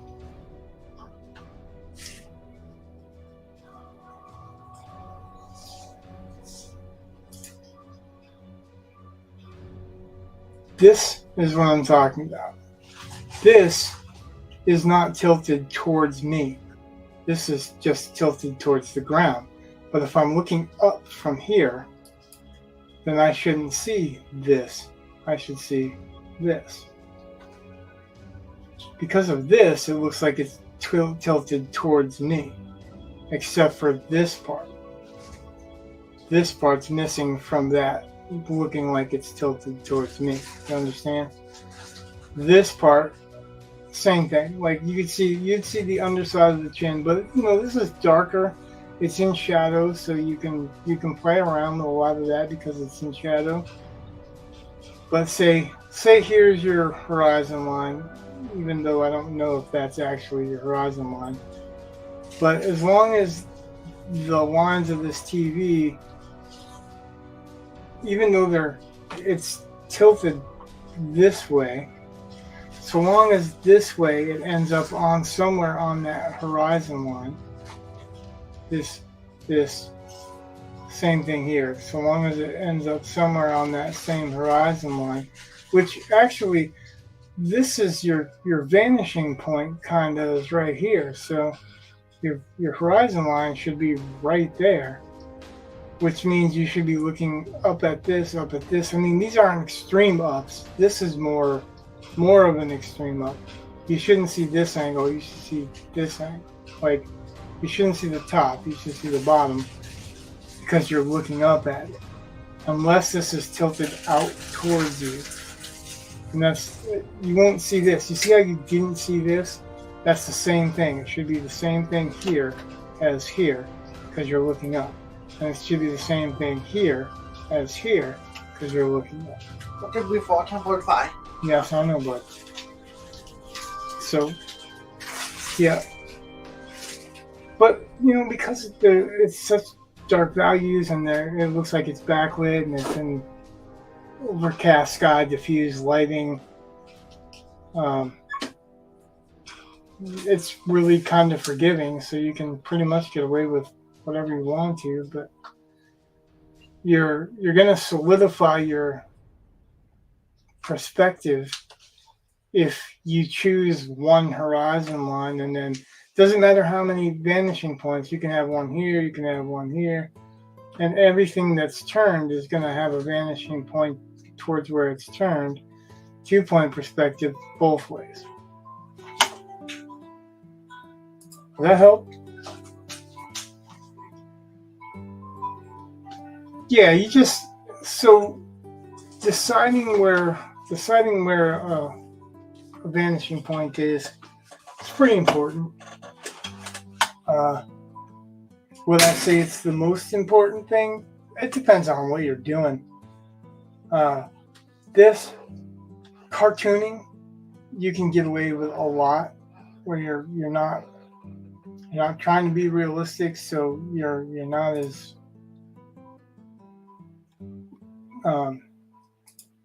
concerned. So if you were trying to be more realistic, then you have to worry about perspective a lot more. I guess the simple rule on perspective is the more abstract you are with the piece, the more forgiving the perspective. And then the opposite way, the less abstract, the more realistic you want to be, the more you want to nail that perspective. But if you're doing a portrait, you're not as super worried about the perspective. The perspective is you're looking at a face. If like this piece particularly, this should be the center of my horizon line, because everything else, this is tilted forward. If it wasn't tilted forward, you wouldn't see the bottom here. You only see a sliver of the bottom here because of that, because you don't see overly top of the shoulder here either, because I want you to kind of be him. The character's representing the viewer, or similar. So everything underneath of that, you're looking at the top of. You don't see that through here yet, but you will when I paint it. And then some of it's actually disappearing into shadow, and some of it's going to be disappearing into fog. So, but this is you're only seeing the top part of the arm because the arm is tilted down. If the arm was straight, you'd be seeing more of the underside of the arm, and you still are seeing quite a bit of the underside of the arm. It's kind of the same here. You're seeing the top of the head like a silverback's head, which is what this is based on. Has a lot more of a slope to it, but this is because you're looking up a little bit. You don't want a whole lot of that. Like I can play around with it because my focus is right here, but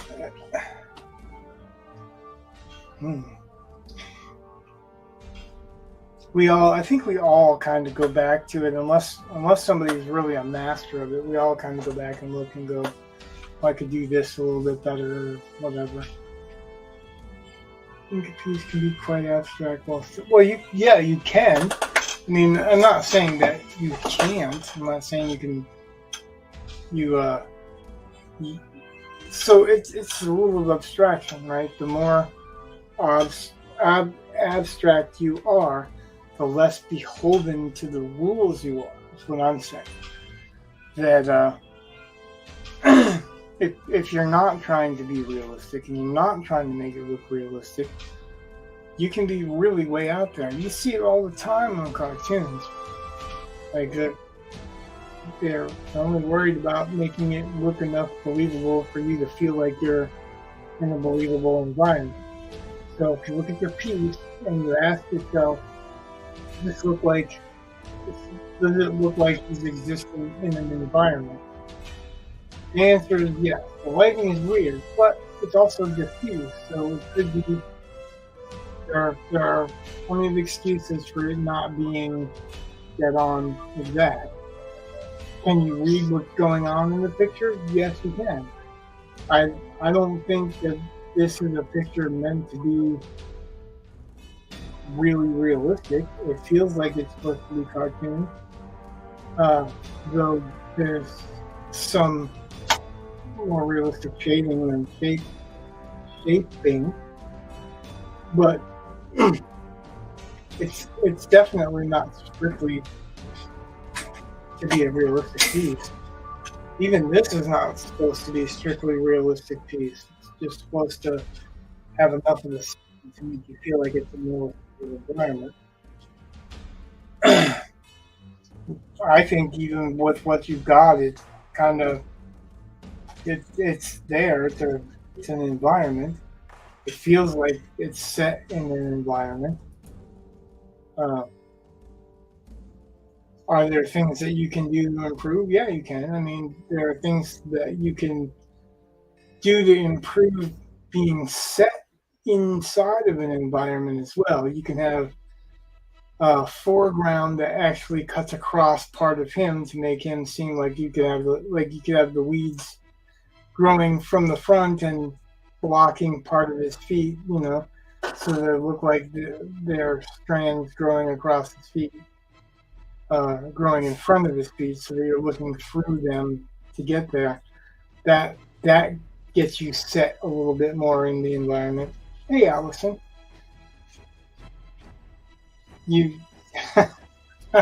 I was beginning to wonder if you just ditched after your birthday stream. Me and Brett said something last week, I think. But, this is the final step of the underpainting, so I did actually some background in there. Actually, I gotta soften the front part real quick. But yeah, the next is we're gonna bring the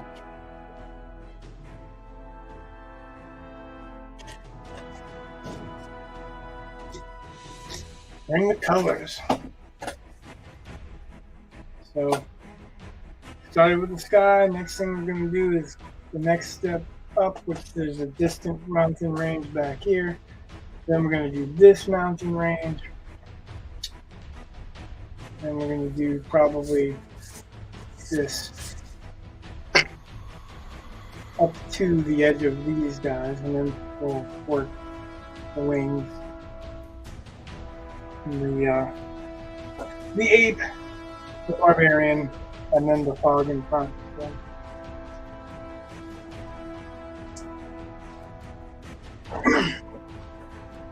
Yeah, we missed the Allison. We're like, she asked for a birthday string, we gave it to her, and she took off.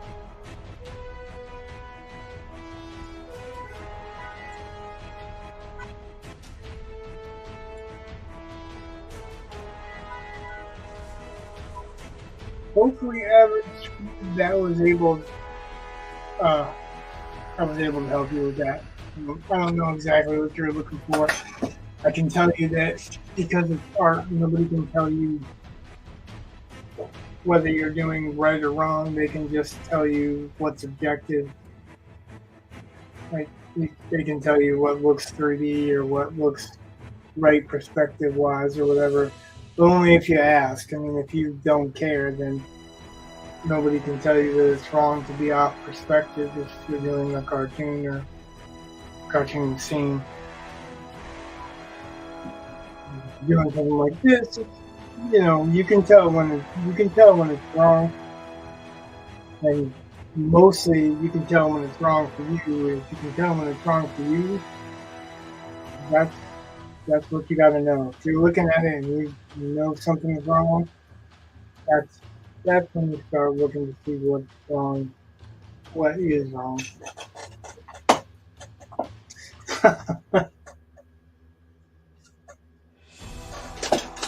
Well, yeah, I mean, that is why I'm running a stream. Actually, I'm a published writer and an artist, so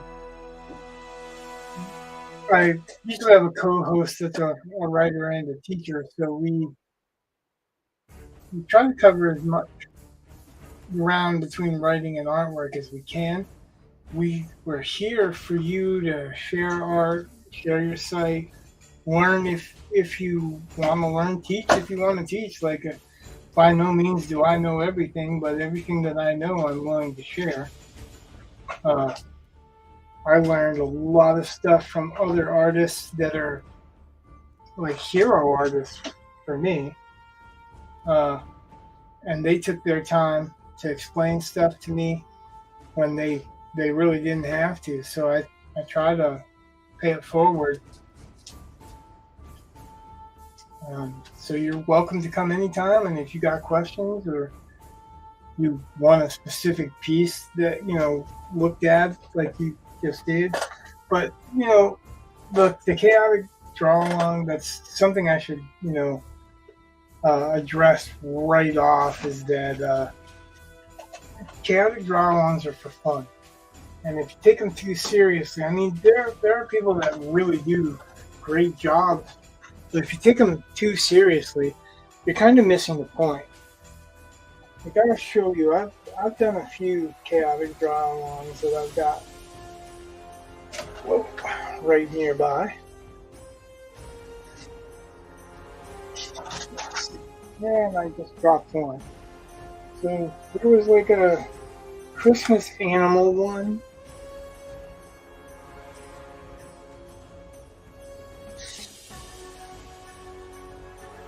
And there was a space pigeon one.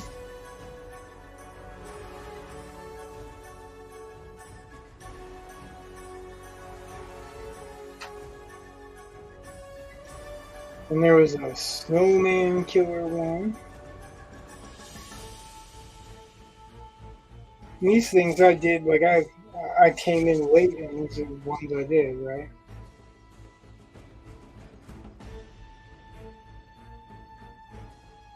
But they're for fun. I'm not super worried about the perspective on that. I'm worried about, you know, being fun and being able to read it and enjoy seeing it. And there was this New Year's Eve party one. Then there was a snail pirate one.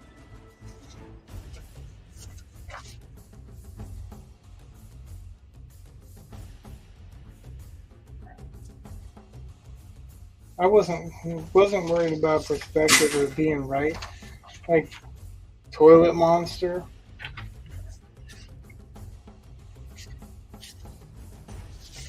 Evil Cupid. I could care less whether or not they were perfect. I wasn't doing them to be perfect.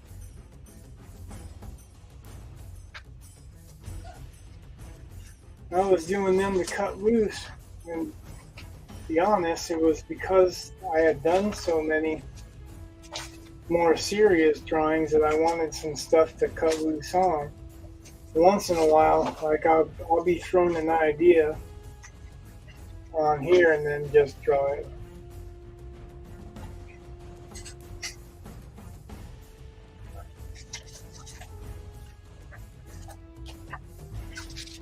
Good.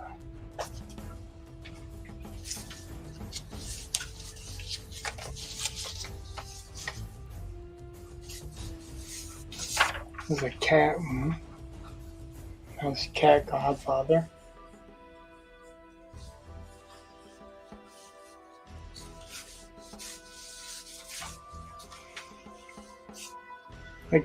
Yeah, I wasn't worried about perfection. I'm worried about getting the values right, as right as they can be for me. Like, as you can see, the perspective's not right on all these gifts. The point is that you can read that they're gifts. That's it. That's the only important part of that at all. Good. Brett said something like, I think I was maybe drawing on this or whatever, and I had some time left over, and Brett said something about Muppet Mad Max. So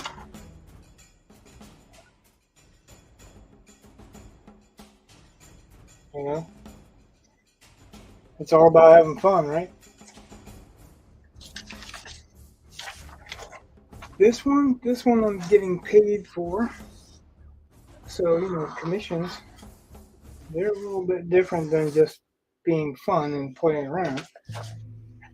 Somebody else has got to approve of them, not just you.